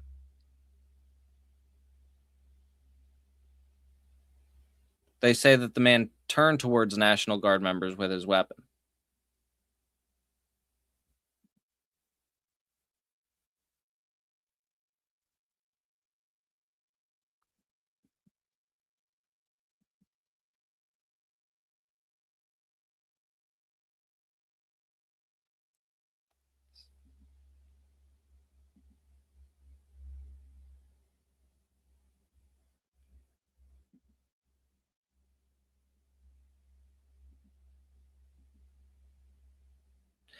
I doubt that he pointed a weapon. They're probably just saying that. In Philly over the weekend, these cops got really mad about these activists trying to set a flag on fire.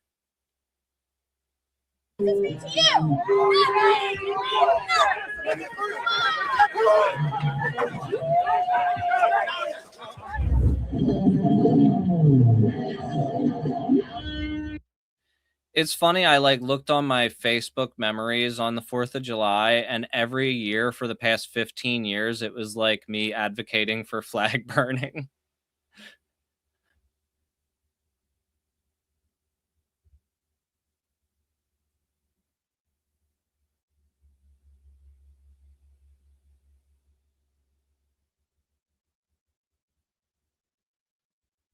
Let me turn the volume back on here.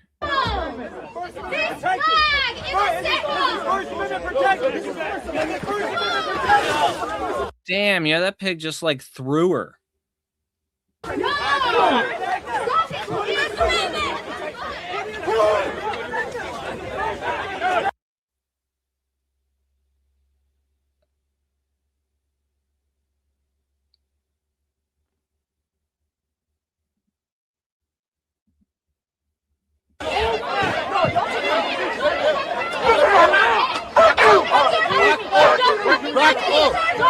I I love the guy yelling "fuck you" into the bullhorn. Happy 4th of July. We're not allowed to burn the flag, protest, freedom of speech. That's all gone.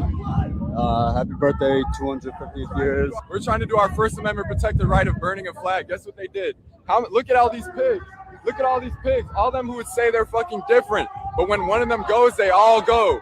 They responded quicker to this than they did on January 6th when That's right. when they rioted the Capitol. That's right. Yet they would all say they're. And yeah, Patriot Front was marching through DC that weekend, which is basically like the new KKK. I think that that's kind of like what they are. Because KKK is old people shit, right? This is like the new version of that.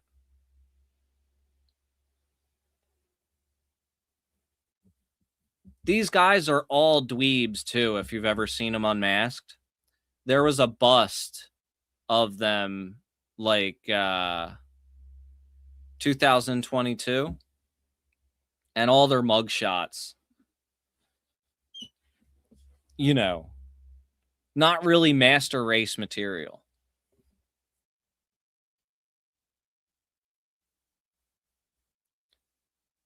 And they just letting this shit go.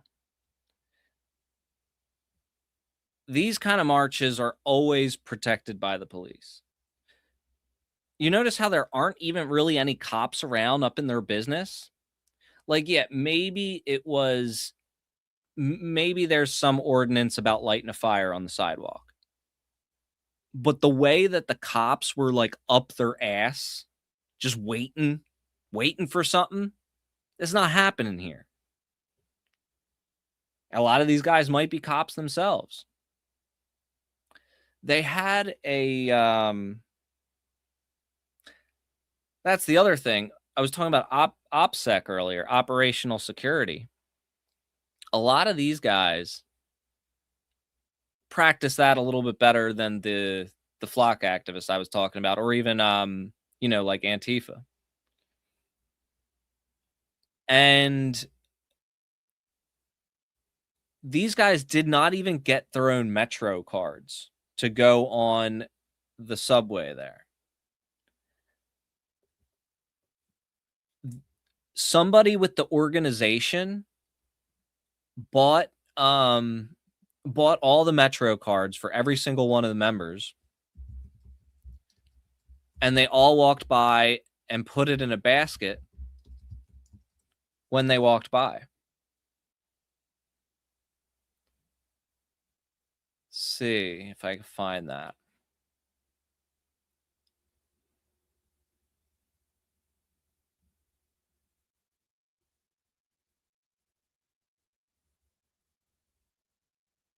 Let me see if I can find the video of that happening.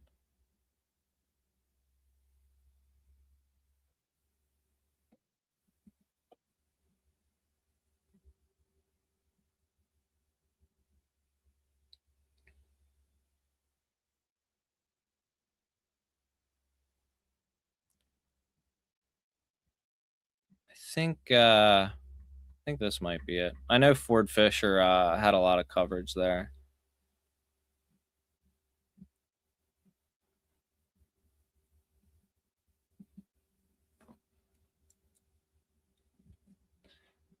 But yeah, they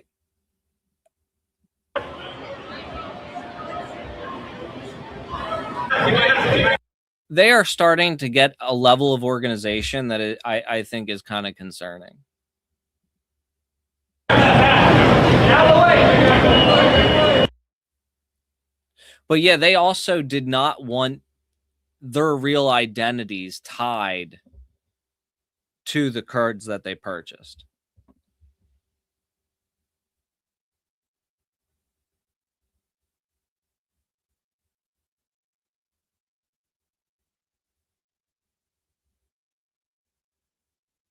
I would be willing to bet there's a lot of ICE overlap in here too.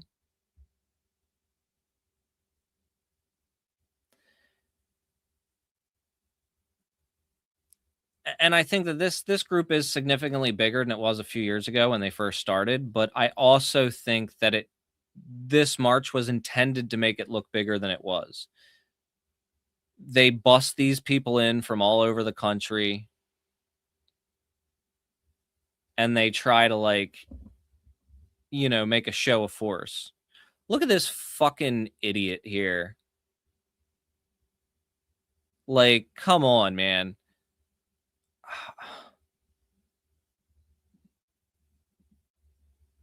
Like, what a fucking... Let's see if we could hear what he's yelling. Thomas, how many Metro cards did y'all buy today? As many as we needed, and a few extras. How many is that? A lot. Trying not to have a repeat of last time? What do you mean? With the gate incident? What are you talking about? Didn't y'all have a little bit of a problem with one of the Metro Transit police? Not in DC. Okay. I think there was one time in January where a guy was stopped, but we just gave him an extra card. It didn't work. Yeah. That's not really a big deal. That didn't result in anything. Can I get a numbers estimate for today? I think it's 4th of July. We're 4 days into July. What? He asked him how many people were there like 20 times. And it's almost 10. And then he asked him for a number estimate, and he gave him the time. More numbers? Oh, 250 years. 1776. What's the point today? What's the point? National independence. The representation of the nation's cause and our people's interests. Patriot Front.us. I already gave a speech. You'll see it.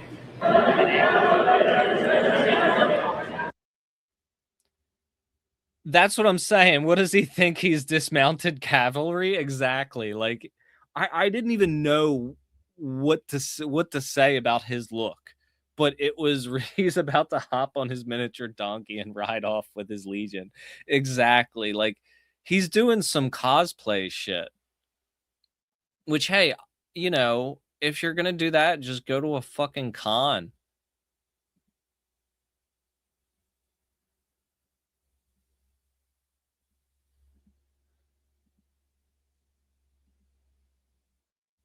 One thing that is important to remember is that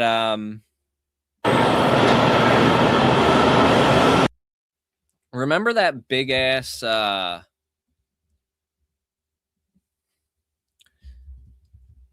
Battle of Charlottesville, where they had the Unite the Right rally, that's what it was called. And the people were walking around with the torches.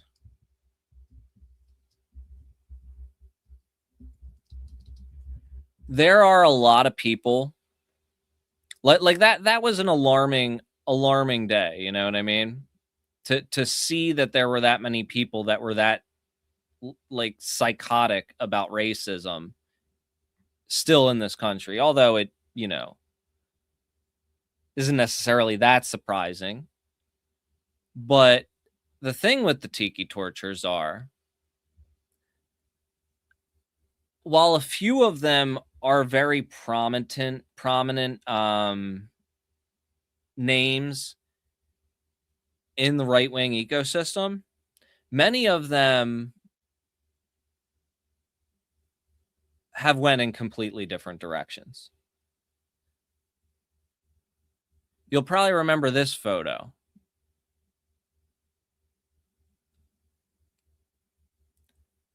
Well, I can't remember which one is which, right? One of these guys is dead now after he took his own life when he got caught doing some kind of messed up crime. I can't remember what it was.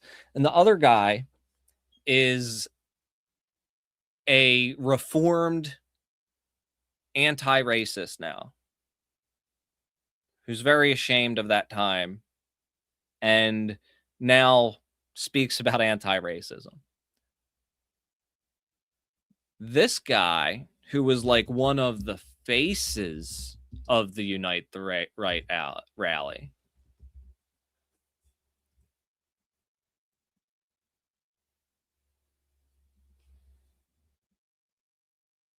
But he's now known as the crying Nazi, Christopher Cantwell. He ended up coming out as a Fed. He ended up becoming a witness against all of the other people.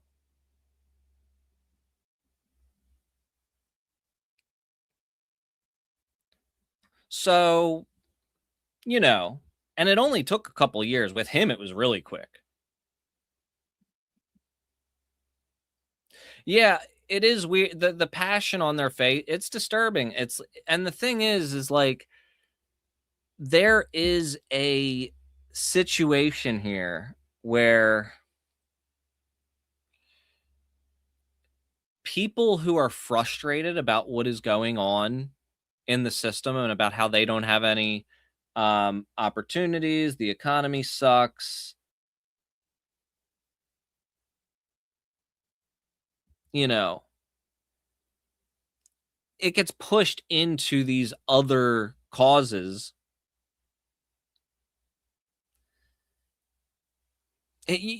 There was a bunch of controversy last week because the CEO or co-founder or something of Airbnb made some post about how immigrants are moving to the country and driving house prices up because the immigrants are buying all the houses. And it's like this diversion, you know, like they get people all hyped up. And yeah, some people are raised in fucked up, you know, they're raised to be racists. But I think it's bigger than that right now. I mean, there are people that are young that are growing up that didn't even have racist parents that are buying into this shit now. So there's like something fucked up going on.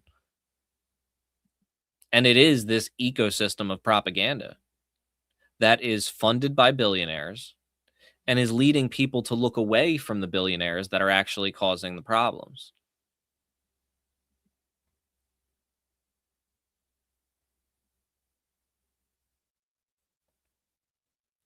But, you know, the Unite the Right rally people did not last long. The coalition did not stick long.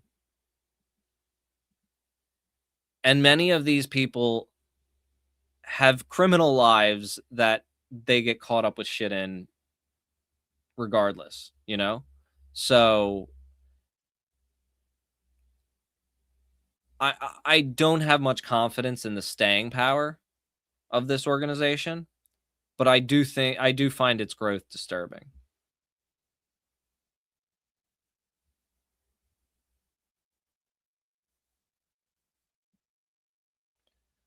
Here's kind of a funny one. This cop, like, a firework blew up like 20 feet away from her, and she jumped like she was in an action movie and like flopped around on the ground like it was a massive explosion.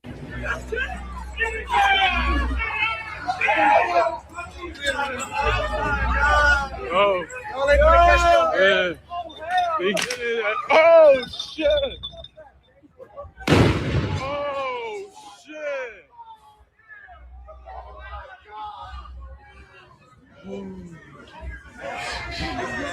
That was kind of funny. Holy shit!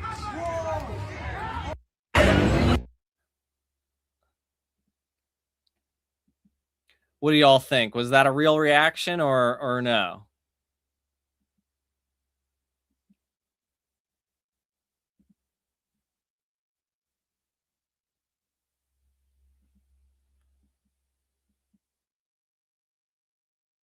Now let's pull up. I gotta find the video.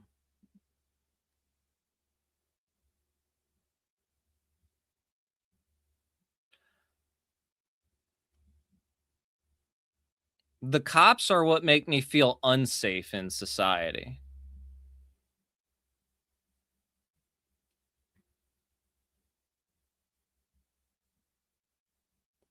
That's the reason why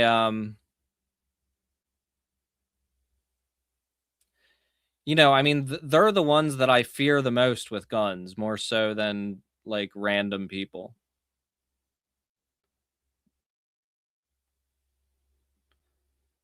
let's take a look at this MK Ultra thing. I found this to be kind of boring. Not boring. I already have this certain perception. I'll give my analysis before I start, because I think, like, if you have the things to look for, you'll probably see what I'm talking about.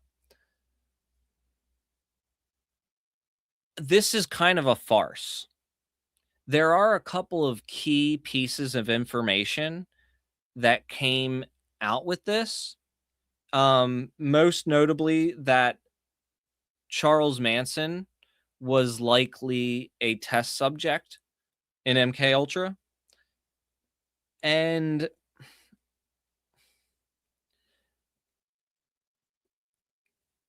that was kind of known. It wasn't officially known, but it was in books. If you read the books about MK Ultra, then you would have seen that claim. If you kept up with journalists who write articles about that stuff, you probably saw them write an article. I might have written articles about it over the years. The government invited these and when I say the government, I mean Miss Luna here, and who else was it? The other guy. The old guy with that always talks about the UFOs. Forget what that guy's name was. Thomas something. He'll be on here, so I'll know who it is. I'll point him out. But them two, I think they brought up this shit to distract from the Epstein files.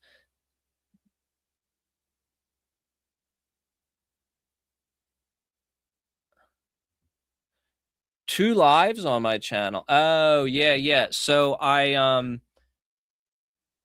don't want the lives to be the, like, prominent eternal content on my page.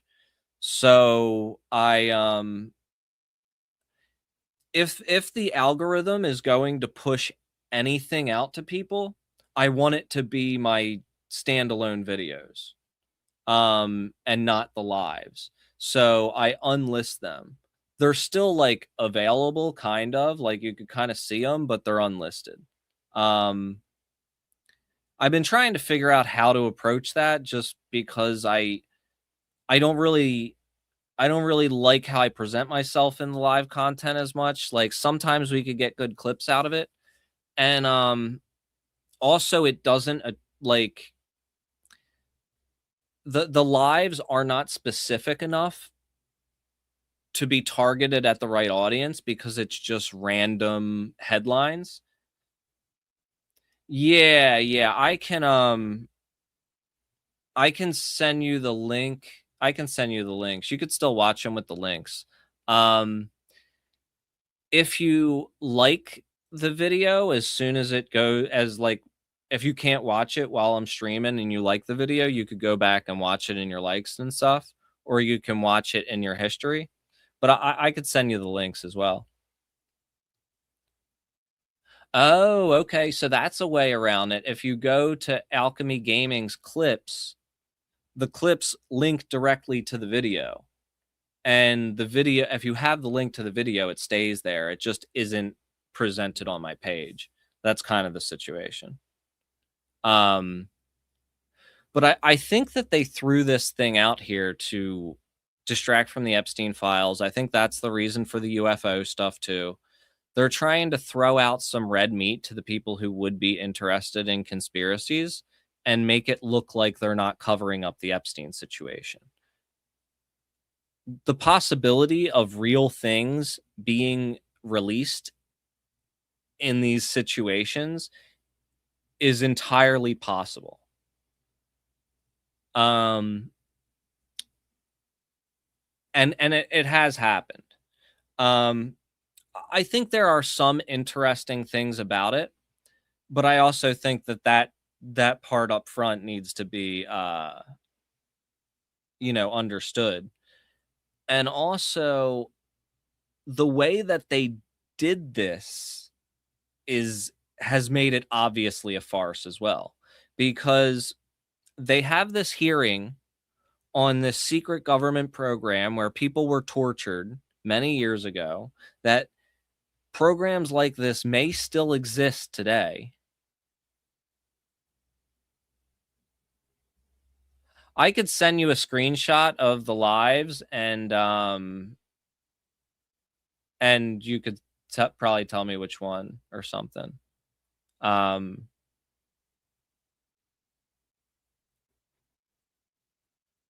But yeah, I feel like having the lives up too prominently was hurting my channel really bad. I've been trying to figure out like what the issue is, and like that's a lot of the reason why I've been moving around so much and like changing the format. It's also because since things weren't going that well, I decided to actually like do something that worked with my schedule. You know what I mean? But yeah, it was one of those kind of things. But yeah, so this, instead of inviting somebody from the CIA or subpoenaing somebody from the CIA, they brought in 2 journalists who have written extensively about MK Ultra and who have been trying to get answers from the government for years. So what are you going to learn from them that hasn't already been in the stuff that they already published? That's why it's kind of a joke. Yeah. They brought in somebody from the NIH, but it was completely irrelevant because they were not qualified to speak on it. The NIH wasn't even really the right organization to bring in. So, you know, the fact that nobody from the CIA was there just kind of tells you. Which was approved directly by DCI Alan Dulles, which Richard Helms concurrence, so the agency could use unwitting patients as experimental subjects in what their own documents called a hospital safe house. The CIA owns Inspector General said in 1963, his classified report concluded that the program had exceeded the agency's legal chapter, and covert testing on unwitting subjects placed the rights and interests of U.S. citizens in jeopardy. The program ran for a decade that we know of, and they ignored their own watchdog. Let me be clear what I believe that we are dealing with here. Administering drugs to people without their knowledge or consent, subjecting humans to psychological torture, and using prisoners and hospital patients as non-consenting research subjects. These are crimes against humanity. The Central Intelligence Agency committed them, and then the director of the CIA was ordering the destruction of evidence. Yeah, I mean, the thing that sucks is this is very real stuff that should have gotten a, you know, a serious investigation and some kind of audit of the CIA.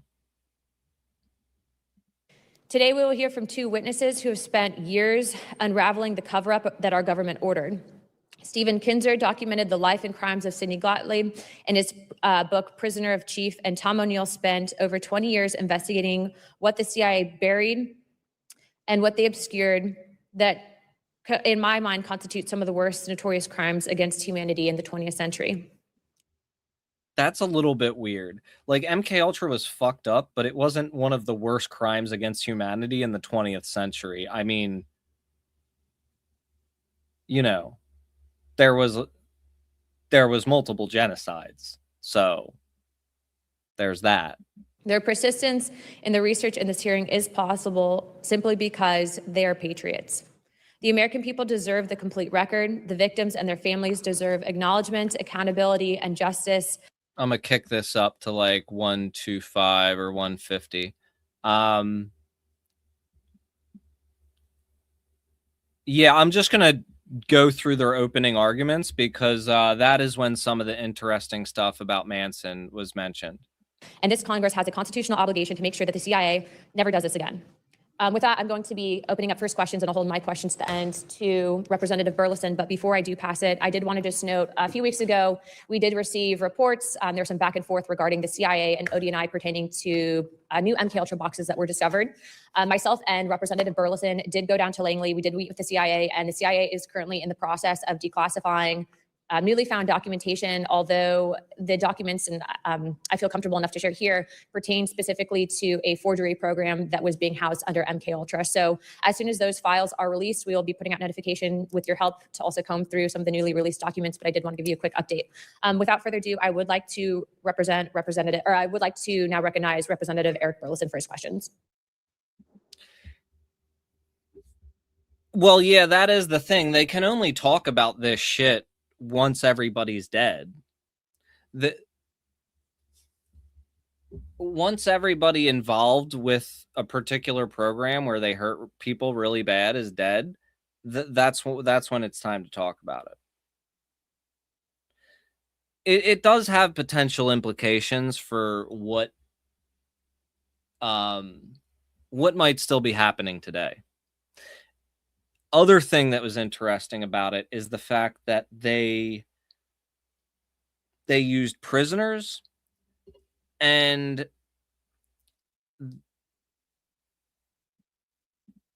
exactly. Yeah, the Epstein stuff will finally come out once all these guys are dead. They found prisoners, and they also, in foreign countries where the US government was like occupying, they would just pick up random people and experiment on them and shit. I know they're doing that today. Especially like prisoners of war and stuff. Go ahead. Without objection, Representative Perry and Representative Higgins from Pennsylvania and Louisiana is waived on to the committee for the purpose of questioning the witnesses at today's subcommittee hearing. I need the opening statement. Yeah. And I'd like to now recognize Dr. Kinzer and the witnesses for the opening statements. I have to swear them in. Stephen Kinzer is a historian, journalist, and author of Poisoner-in-Chief, Sidney Gottlieb, and the CIA's Search for Mind Control. Tom O'Neill is an investigative journalist who authored Chaos, Charles Manson, the CIA, and the Secret. There was some funny parts in here where she was like trying to paint this one Jewish guy as like the mastermind of this thing, and she was like, and then he was like, yeah, actually he was kind of a fall guy, and they used him as a fall guy because he was Jewish, it seems. History of the 60s, and Elizabeth Genexy, did I say that right, ma'am? Like she was trying to set something up, and he was like, yeah, it's actually something a little bit different than that. Genexy is an independent consultant and former senior program officer at the National Institute of Health. We look forward to hearing what you have to say today on this important subject. Pursuant to Committee Rules 9G, the witnesses will please stand and raise their right hand.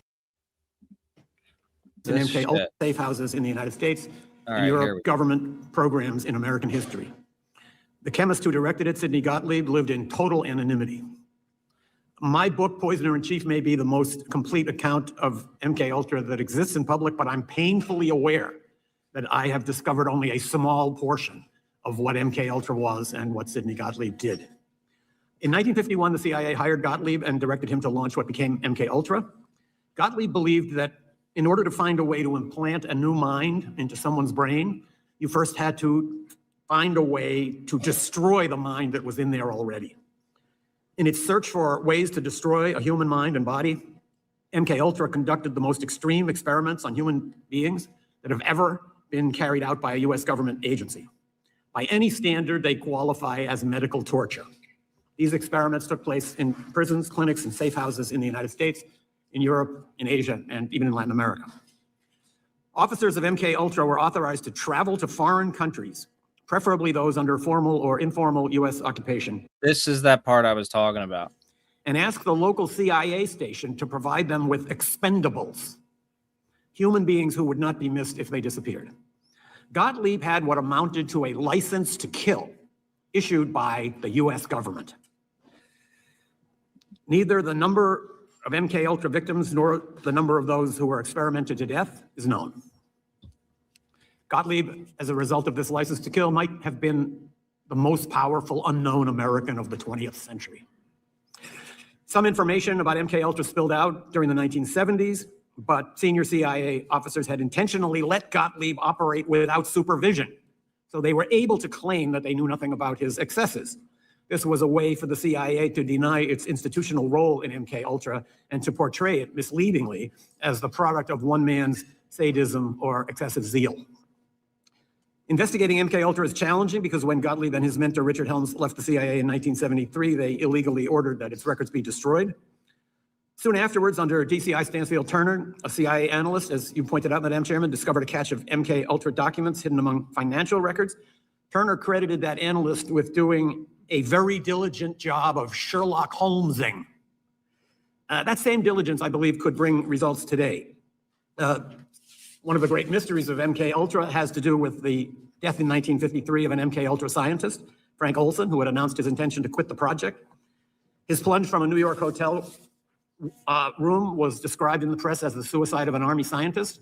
He was not an Army scientist. He worked for the CIA, and evidence suggests that his death may not have been a suicide. So there could be hidden documents that could illuminate this case.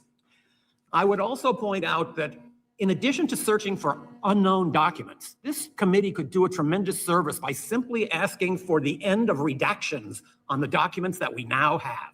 There are reams of documents about MK Ultra that have heavy sections redacted. In the 1970s, this was justified by the argument that it had only been 20 years since these terrible things had happened and revealing details might affect national security. Now 70 years have passed. That argument can no longer be valid. So I would urge this committee to try to fill out all the blank spaces in the documents that we have, because we know that is there. This task force could also consider trying to determine whether some new incarnation of MK Ultra exists today. When the main phase of MK Ultra drew to a close in the early 1960s, Sidney Gottlieb concluded that it had failed, that in fact there is no such thing as mind control. Even if he was right, however, he may have been right only at that time. In the many decades since then, there have been enormous advances in cyber technology. There was this one moment in here that I'm not going to get to because this thing's like an hour and a half long and I'm just sticking to the open arguments. But there's this part in the middle where she's trying to ask him a question and he's like, I have filed multiple FOIA requests about that, so I could ask you that question. And she's like, oh, we'll get to the bottom of that. And it's like, sure. It is so weird. Like, the roles are reversed. The journalists should be asking the Congress people questions about this, not the Congress people asking the journalists. It's so stupid. In artificial intelligence, in neuroscience, covert agencies may have access now to tools for mind control that Sidney Gottlieb could not even have imagined. It may well have been true in 1963 that mind control is a myth, but whether it's still true is uncertain. And that question of whether mind control might now be possible under our new circumstances is something that has presumably occurred to scientists who work for secret services, including our own. This task force has a chance to connect the past to the future. A renewed effort to find MK Ultra documents from the 1950s and to fill out the redactions of those that have been released might shed new light on how the CIA operated during that period. It could also inform a new inquiry into whether any mind control projects are... So the last congressional... I'm going to skip to this guy who talks about Manson, because this is the part I find particularly interesting. And it also... there are some echoes of experiences that I've had. How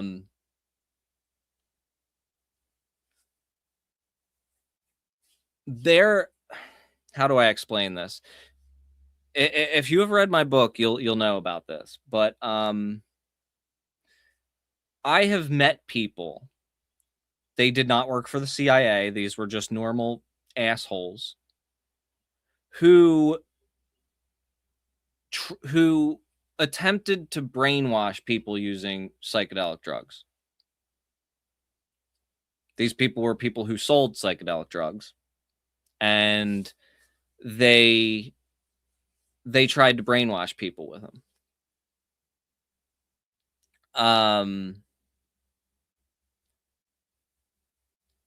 And I do believe that Manson definitely did that. and I believed he learned it somewhere. And it's a matter of, did he learn it in the sense of like they did it to him, or did he learn it as in like they gave him orders, you know?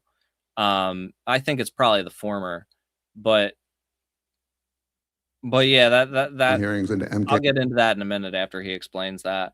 Ultra took place just a short walk from here in the Dirksen Senate office building. At those hearings convened in August and September of 1977, representatives of the CIA told Congress and the American people that its 25-year effort to control human behavior had been a colossal failure. Because I believe Congress was never told the truth about what this program actually achieved. In fact, I believe the agency misled Congress in 1977 when it characterized MKUltra as a failure. My name is Tom O'Neill, and in 1999, I accepted a magazine assignment to write a story about murders committed by a group of hippies called the Manson family. For those unfamiliar with this horrific episode of American history, in the summer of 1969, 4 young people acting on the orders of a cult leader named Charles Manson went to the home of movie director Roman Polanski and murdered everyone they found there, including his 8.5-month pregnant wife, the actress Sharon Tate. The victims were complete strangers to their killers. The following night, Manson's followers murdered another couple in the same grisly fashion. At the time I accepted the assignment, I'd never heard of MKUltra, and I wouldn't for another 2 years after I'd missed countless deadlines, lost the assignment, and fallen down a nightmarish rabbit hole trying to answer the question I couldn't quite shake. How had Manson, a barely literate ex-con, acquired the ability to persuade ordinary young people to murder complete strangers simply because? No, I feel you. It's fucked up. Yeah. They tried to do this to me because I was going to stop selling for them when I first, when I was going to release my first book. And I was like, I can't be an activist and hustling at the same time. Like, if I'm going to put this book talking all this shit about the government, I need to get out of the game. You know what I mean? And I told these guys that I was going to stop selling, and I wasn't going to be involved in the shit that happened at my parties like that anymore. And they were making a lot of money. So they tried to fucking scramble my brain one night.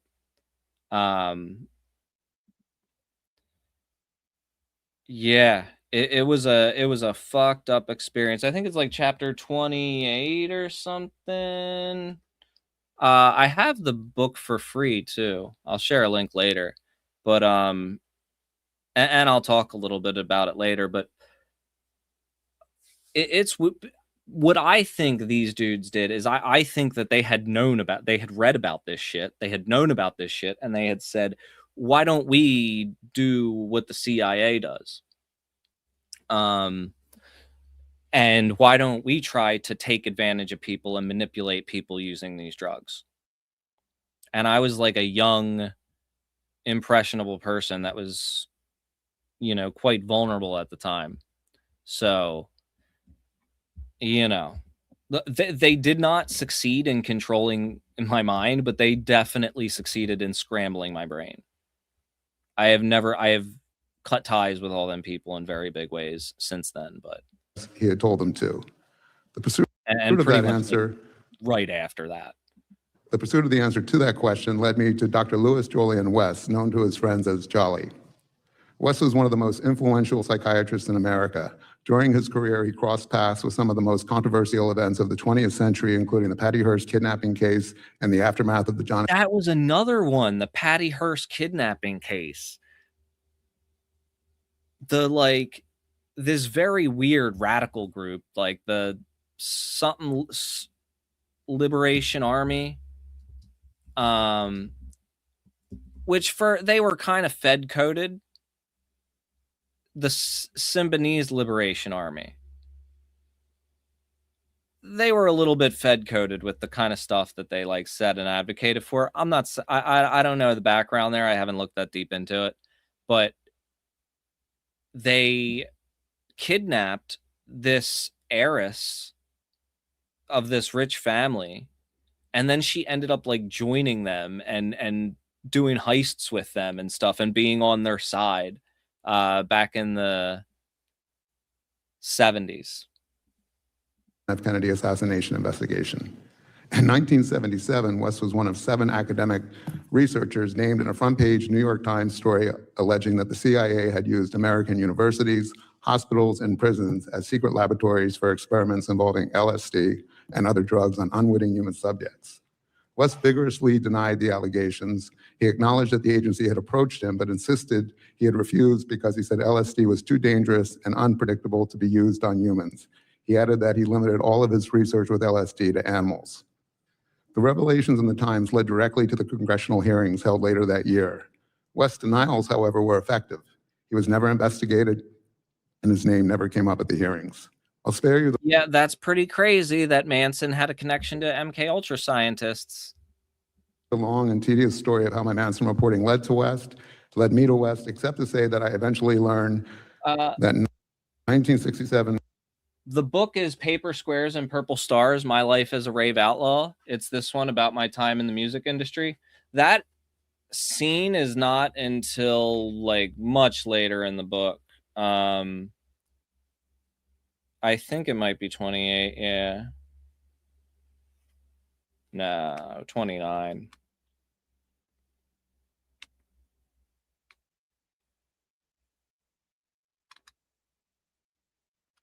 It's one of the later ones. I could actually bring it up right now. I have a free version of it. I do have, yeah, I do have, I have a lot of books. raveoutlaw.com/PSPS. It brings up this page. And this is every chapter of my book for free, to see if you like it before you buy it, or if you don't have the money to buy it, that's fine. You could check it out here. It might have even been Rites of Passage 34, chapter 34. Yeah, it was that one. It was that one, chapter 34, Rites of Passage, right before the end. So I kind of, spoiler alert, kind of give away one of the endings. But yeah, I have a very, very interesting kind of relationship with psychedelics because of some of that shit that I've been through. Like, obviously, is like a very powerful and important part of my life in a good way. And also, like, I know of a dark side as well, you know what I mean? And I'm going to have some experts on an interview in a couple weeks to talk about kind of a lot of the different sides of the psychedelic issue and how, you know, there's a lot of people that are saying that this whole thing with Trump in the White House, bringing all the Ibogaine people in there, is like another kind of, it's another kind of attempt at like mass mind control with psychedelics.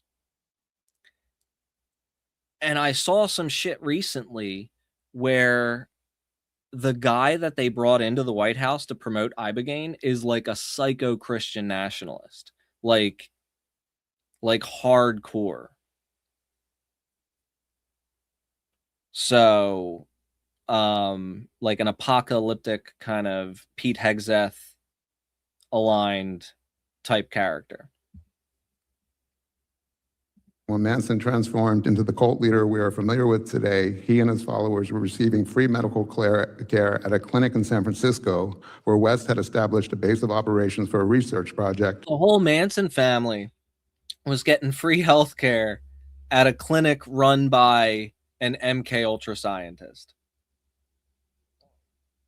he was conducting nearby. After becoming intrigued by the allegations against West, I learned that UCLA, his last academic home, had inherited his paper following his death in 1999. Nearly 2 months and more than 200 boxes later, I found the proverbial needle in a haystack. Of course, But by dark side, I don't necessarily like mean a bad trip per se. I mean people trying to use psychedelics as a weapon. Yeah, it's not necessarily so much of like having a bad experience. It's like the kind of forceful intent behind it. Correspondence between West and Dr. Sidney Gottlieb, the architect of MK Ultra. And having like an outside force kind of traumatize you during one of them situations. The letters begin in 1953, just 2 months after CIA Director Allen Dulles authorized the program, and while West was stationed at the Lackland Air Force Base in San Antonio, Texas, where he was chief psychiatrist at the base hospital. In his first letter to Gottlieb, West proposed conducting experiments on unwitting human subjects, including military personnel, prisoners, and psychiatric patients at the base hospital. He then outlined the psychiatric patients. Like this guy. Was he a psychiatric patient or a psychiatric worker? I'm pretty sure this guy was a MK Ultra patient as well. Yeah. This was the guy who led the Merry Pranksters. He wrote the book One Flew Over the Cuckoo's Nest. He drove a bus full of hippies around the country. And they were on acid the whole time. He was an MK Ultra test subject. I believe they found him in a mental institution. That's why he wrote this book, One Flew Over the Cuckoo's Nest, which is a, from what I remember, a very kind of gruesome description of what those places were like back then.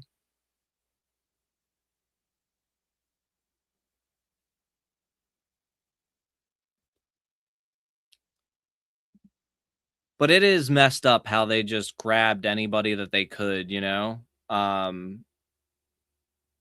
from any disadvantaged situation that they could. Like the guy said, expendables. Experiments themselves, and 6 more pages that could have been written by Joseph Mengele. Using LSD in combination with hypnosis, West proposed inducing confusion, amnesia, and specific mental disorders in people who would remember nothing of their interaction with him afterward. He sought to develop techniques to extract true information and implant false information in unwilling subjects and to alter the attitudes and beliefs of, quote, previously loyal individuals. In other words, to completely switch their allegiance from one group or leader to another. But it was another sentence at the end of that letter that stopped me cold. These experiments, he wrote, must eventually be put to test in practical trials in the field. Gottlieb's response could hardly have been more enthusiastic. My good friend, he wrote, I had been wondering whether your apparent rapid and comprehensive grasp of our problems could possibly be real. You have indeed developed an admirably accurate picture of exactly what we are after. West replied that there was no more vital undertaking conceivable in these times. There was another document in West's papers that had even more significant implications. It was a 14-page report that West wrote in 1956, just 3 years after he contracted with the CIA. In the report, West described administering LSD and other drugs in conjunction with hypnosis on unwitting human subjects, and then he made a remarkable claim. He announced that he had learned how to replace true memories with false memories in people without their knowledge.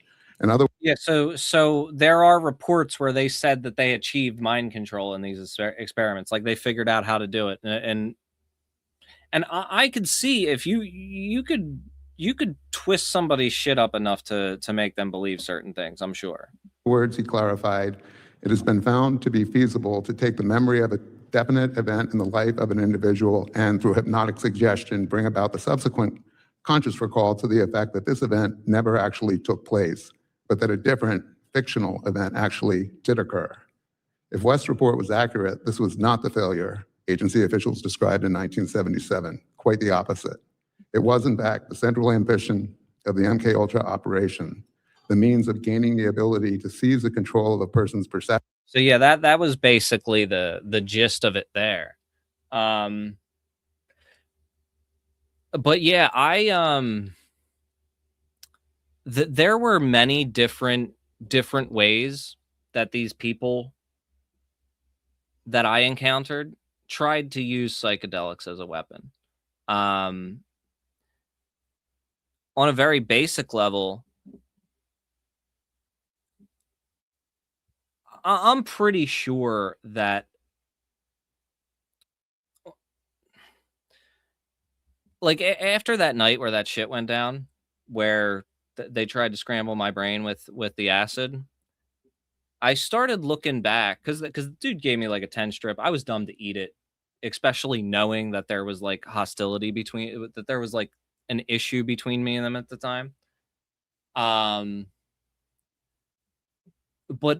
after that whole incident happened and I had like reflected on it for a very long time, there were situations where they were like, feeding me pills. And they were like asking me a bunch of weird questions and shit. And I feel like they were trying to get me all fucking, all rolling and like try to get like potential blackmail shit out of me. There wasn't anything, but like, trying to find some kind of like dirt on me that they could hold over my head at some point. And I was dumb and naive and was like, we're just partying. I'm trying to think of examples. This was not something that I wrote about.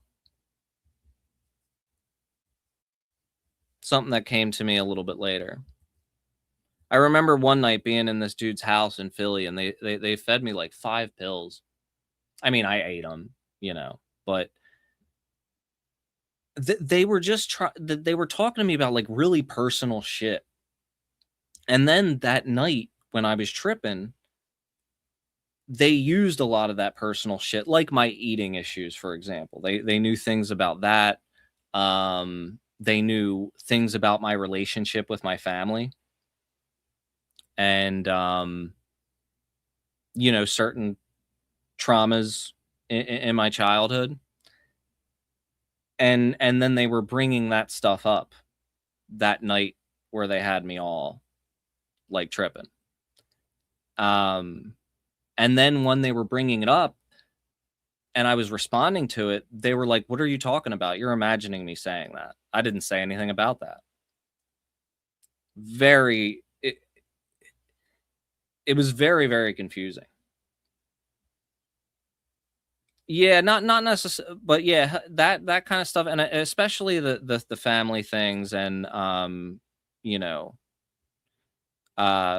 past trauma, things that I was upset about. Because when you are in that state of mind, when MDMA makes you want to share things with people, and if you're with people you can't trust, that can be dangerous.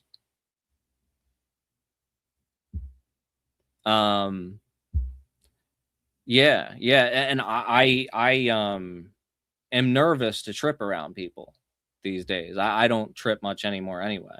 I don't have a problem with rolling around people. I don't mind that, but because if I'm in a happy mood and I say some shit, whatever, like who cares, but if I'm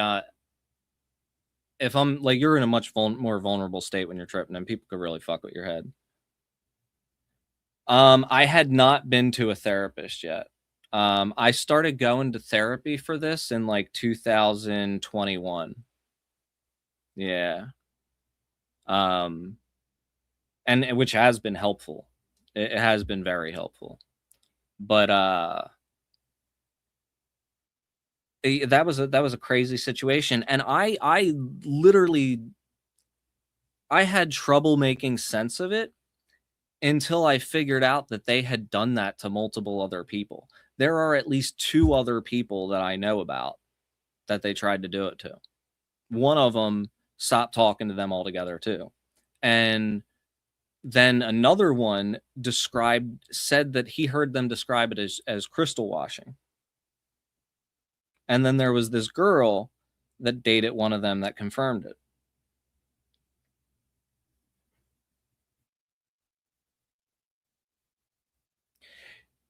Yeah, I mean, see, I don't know. Like, that's why I'm saying, like, my intuition is that these were just guys who read about this stuff and who wanted to kind of do it themselves, because they seemed so sloppy, and they didn't strike me as somebody who would have those kind of connections. And the main guy also did serious time for when he got caught selling around, a little bit after that. Which of course I got out at a good time. I could feel shit started to get weird around that time. But yeah, I a little bit of a tangent there, but this is definitely something that I'm going to talk about on that interview that I'm having with those people. I'm not going to reveal who it is yet because I don't, but there are people that I think have been doing really great work in this in the psychedelic space, and they have a very nuanced take that I really appreciate. Because I definitely think they're a tool for mind expansion, but at the same time, they can be used as a weapon in the wrong hands.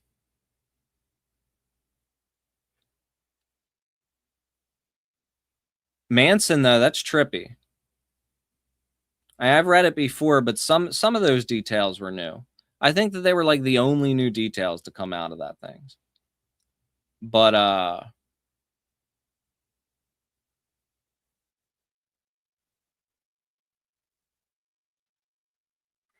yeah, that's true.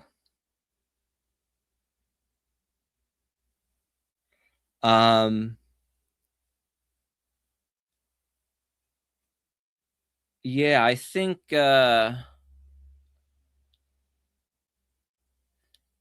it's weird with psychedelics because the culture's gotten a little bit weird over the past couple of years. That's what I saw.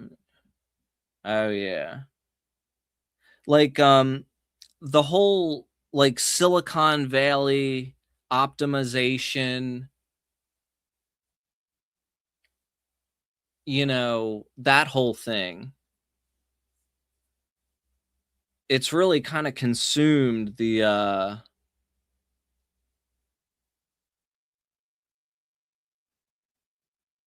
it's consumed the culture to some extent.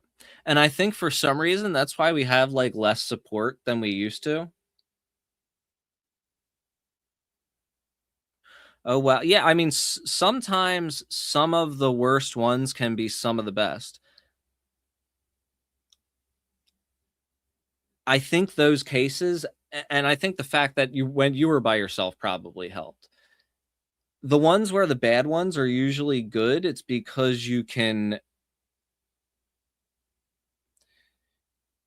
look at your life from a different perspective, you know?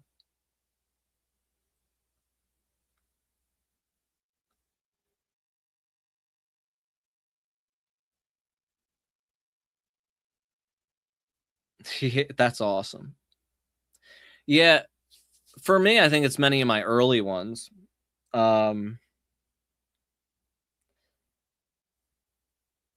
yeah, they say like set and setting with psychedelics is always important.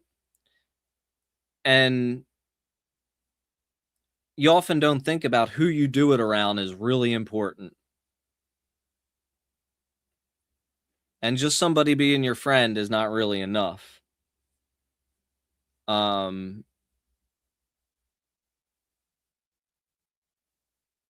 You got to really be able to trust people.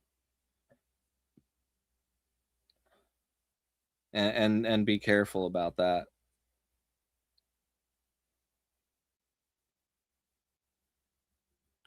I did do a exactly. I gave a presentation on psychedelics at a college one time.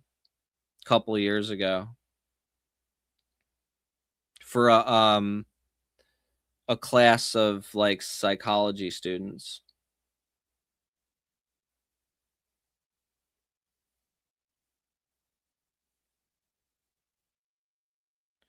Yeah, I think the clinical surrounding is interesting. I think that it's good that it's getting into it's getting taken seriously as a medicine now, but I hope that it doesn't get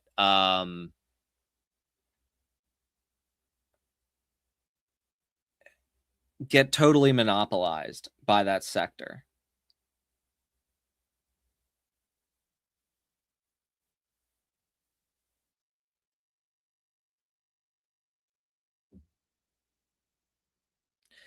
Yeah, it can reveal the truth to you sometimes, and a truth that you don't want to see, you know?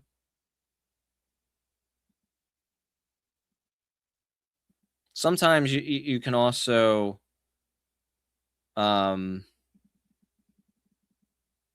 miscalculate.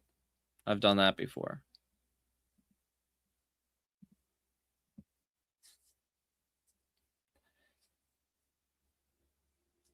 But yeah, I think that was a pretty interesting conversation. I still share that after all these years because I think it's important. Oh man, I'm sorry to hear that. I know how that goes for sure.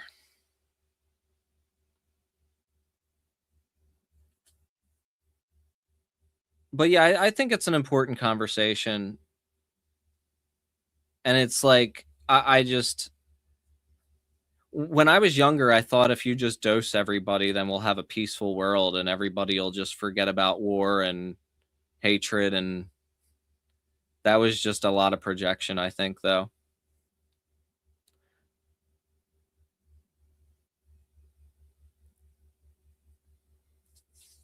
And now it's like we got,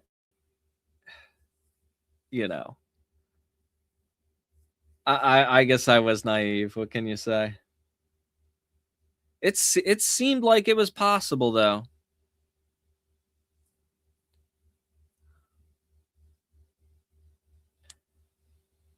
Yeah, I doubt that Trump has ever done psychedelics. He's probably done coke. They say he's never done any drugs, but I think that's a lie.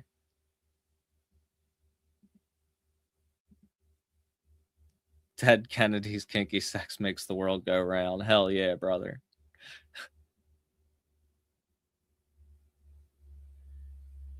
It is an interesting experience. Some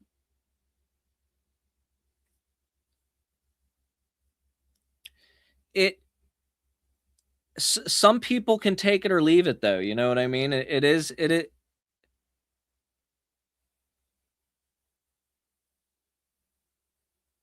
that. Yeah, I'm sure he likes Adderall. That seems like his kind of thing. Some people go substance free, and that's great for them. And like I said, is not risk free. Even the psychedelic drugs, which are safe on your body, if you are not careful,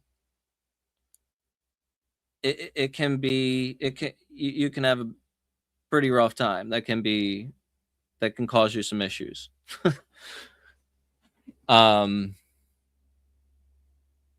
So that's why, as much as I do advocate for them, I do not like glamorize or hide the potential risks. I don't know, man. That's up to you. You think it ended the Cold War? That's an interesting theory.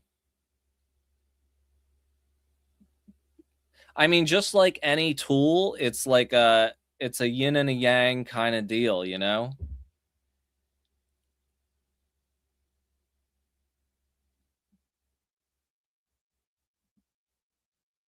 I saw this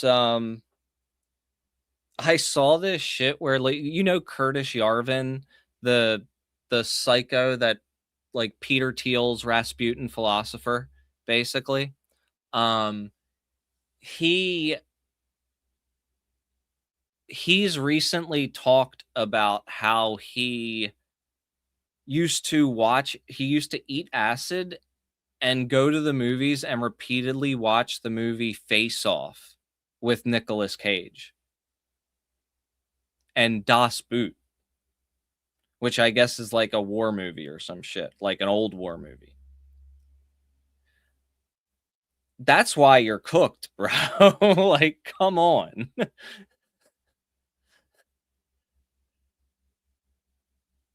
And you know, when I was looking that up,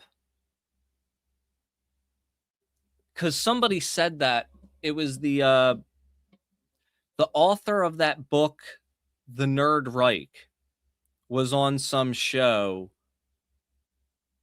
talking about that. And I was like, no way. I got to find a source for this. So I started looking around and I saw the source was a fucking 3-hour-long interview with Tim Dillon. So I had to watch that shit on 2x speed and like flip through. I mean, Tim Dillon is kind of funny sometimes. Somebody in here tried to tell me that he was a left wing, that he was like a leftist, and I'm not buying that. Yeah, Tim Dillon. Curtis Yarvin said this on an interview with Tim Dillon where he was talking about his acid eating.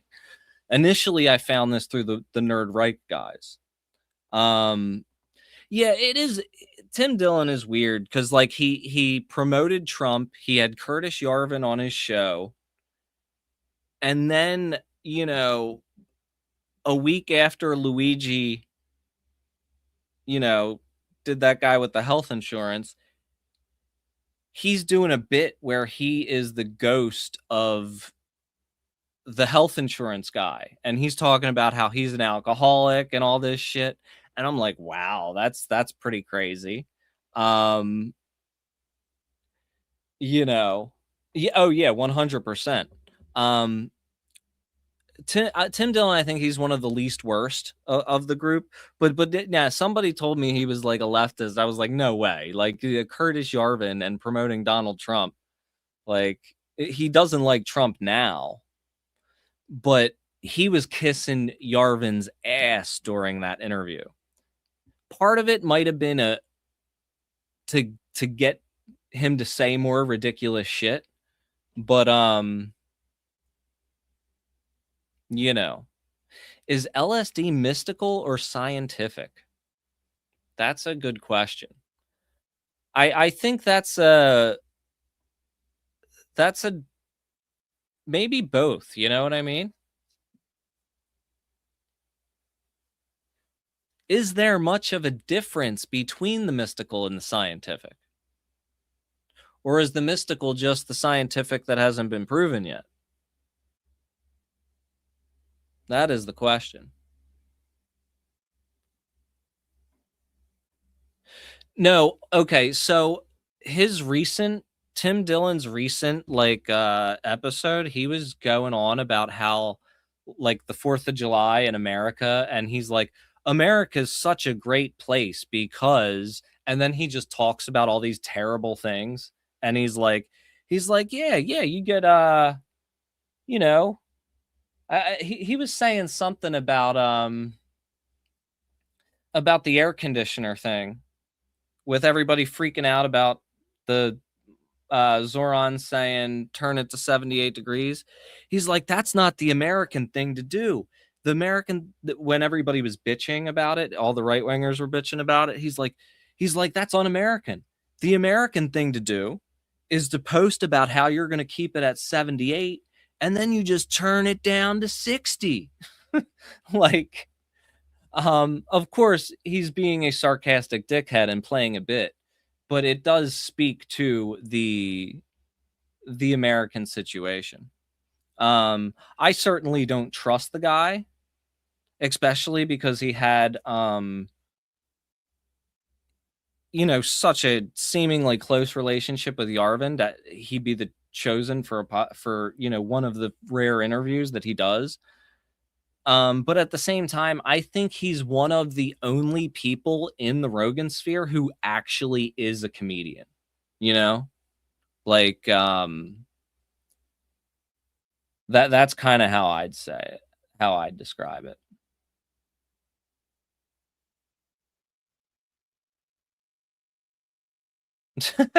Yeah. Yeah, bringing the friends into it.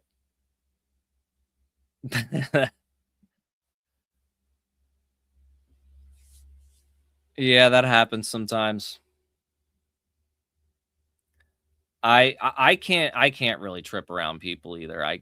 It be mostly because of that situation, because I get so weird. And now anytime anybody says anything that can be interpreted as remotely passive aggressive, I start getting inside my own head and thinking like, do they hate me? What did I do? Like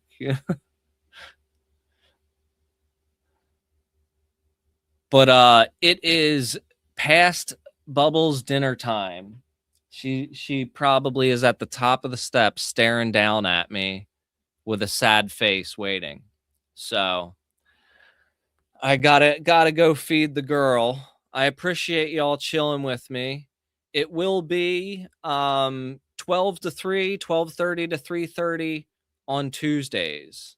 So you could count on that now, and I'll maybe promote it a little bit better next week.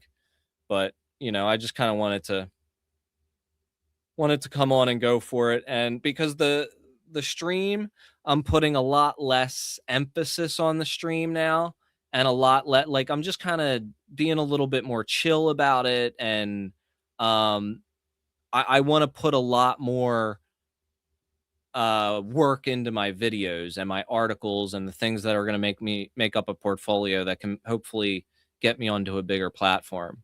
But I really appreciate y'all hanging out with me. It has been fun talking some things other than news, even though it got a little bit personal. I appreciate the conversation and the additions to it.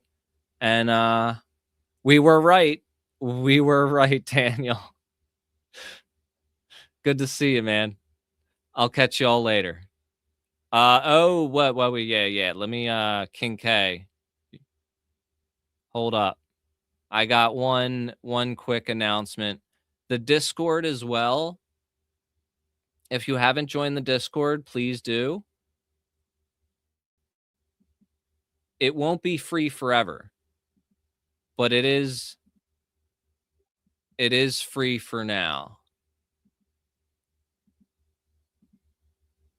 And I will also share this fundraiser that we have been kind of letting everybody know about. This is Motasem in Gaza. He's injured. Kay has been donating to him for a while. Let's see here. Kay from our community has been donating to him for a while. They have regular discussions, and he has sent screenshots of the medication that he has purchased with the money that he has been sent. So this has been verified. If you have any questions, you could contact Kay in the Discord. And unfortunately, yeah, he's sick right now, and things are not looking good in Gaza, obviously, sadly. Here is the link.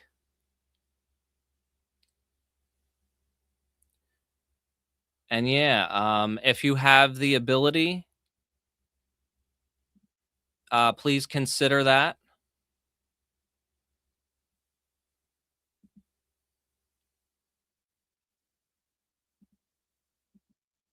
And I will catch you on the next one. If you haven't, please be sure to check out my other videos, especially the new ones I put out.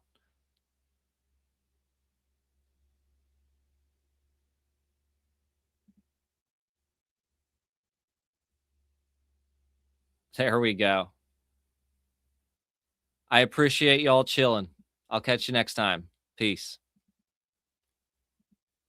Don't forget to check out my other videos. And if you have the ability and want to contribute, take a look at my Patreon, where you can get a subscription to my books and other cool stuff. I have some other videos to watch, so if you haven't seen them, go and binge on them. I'll see you next time.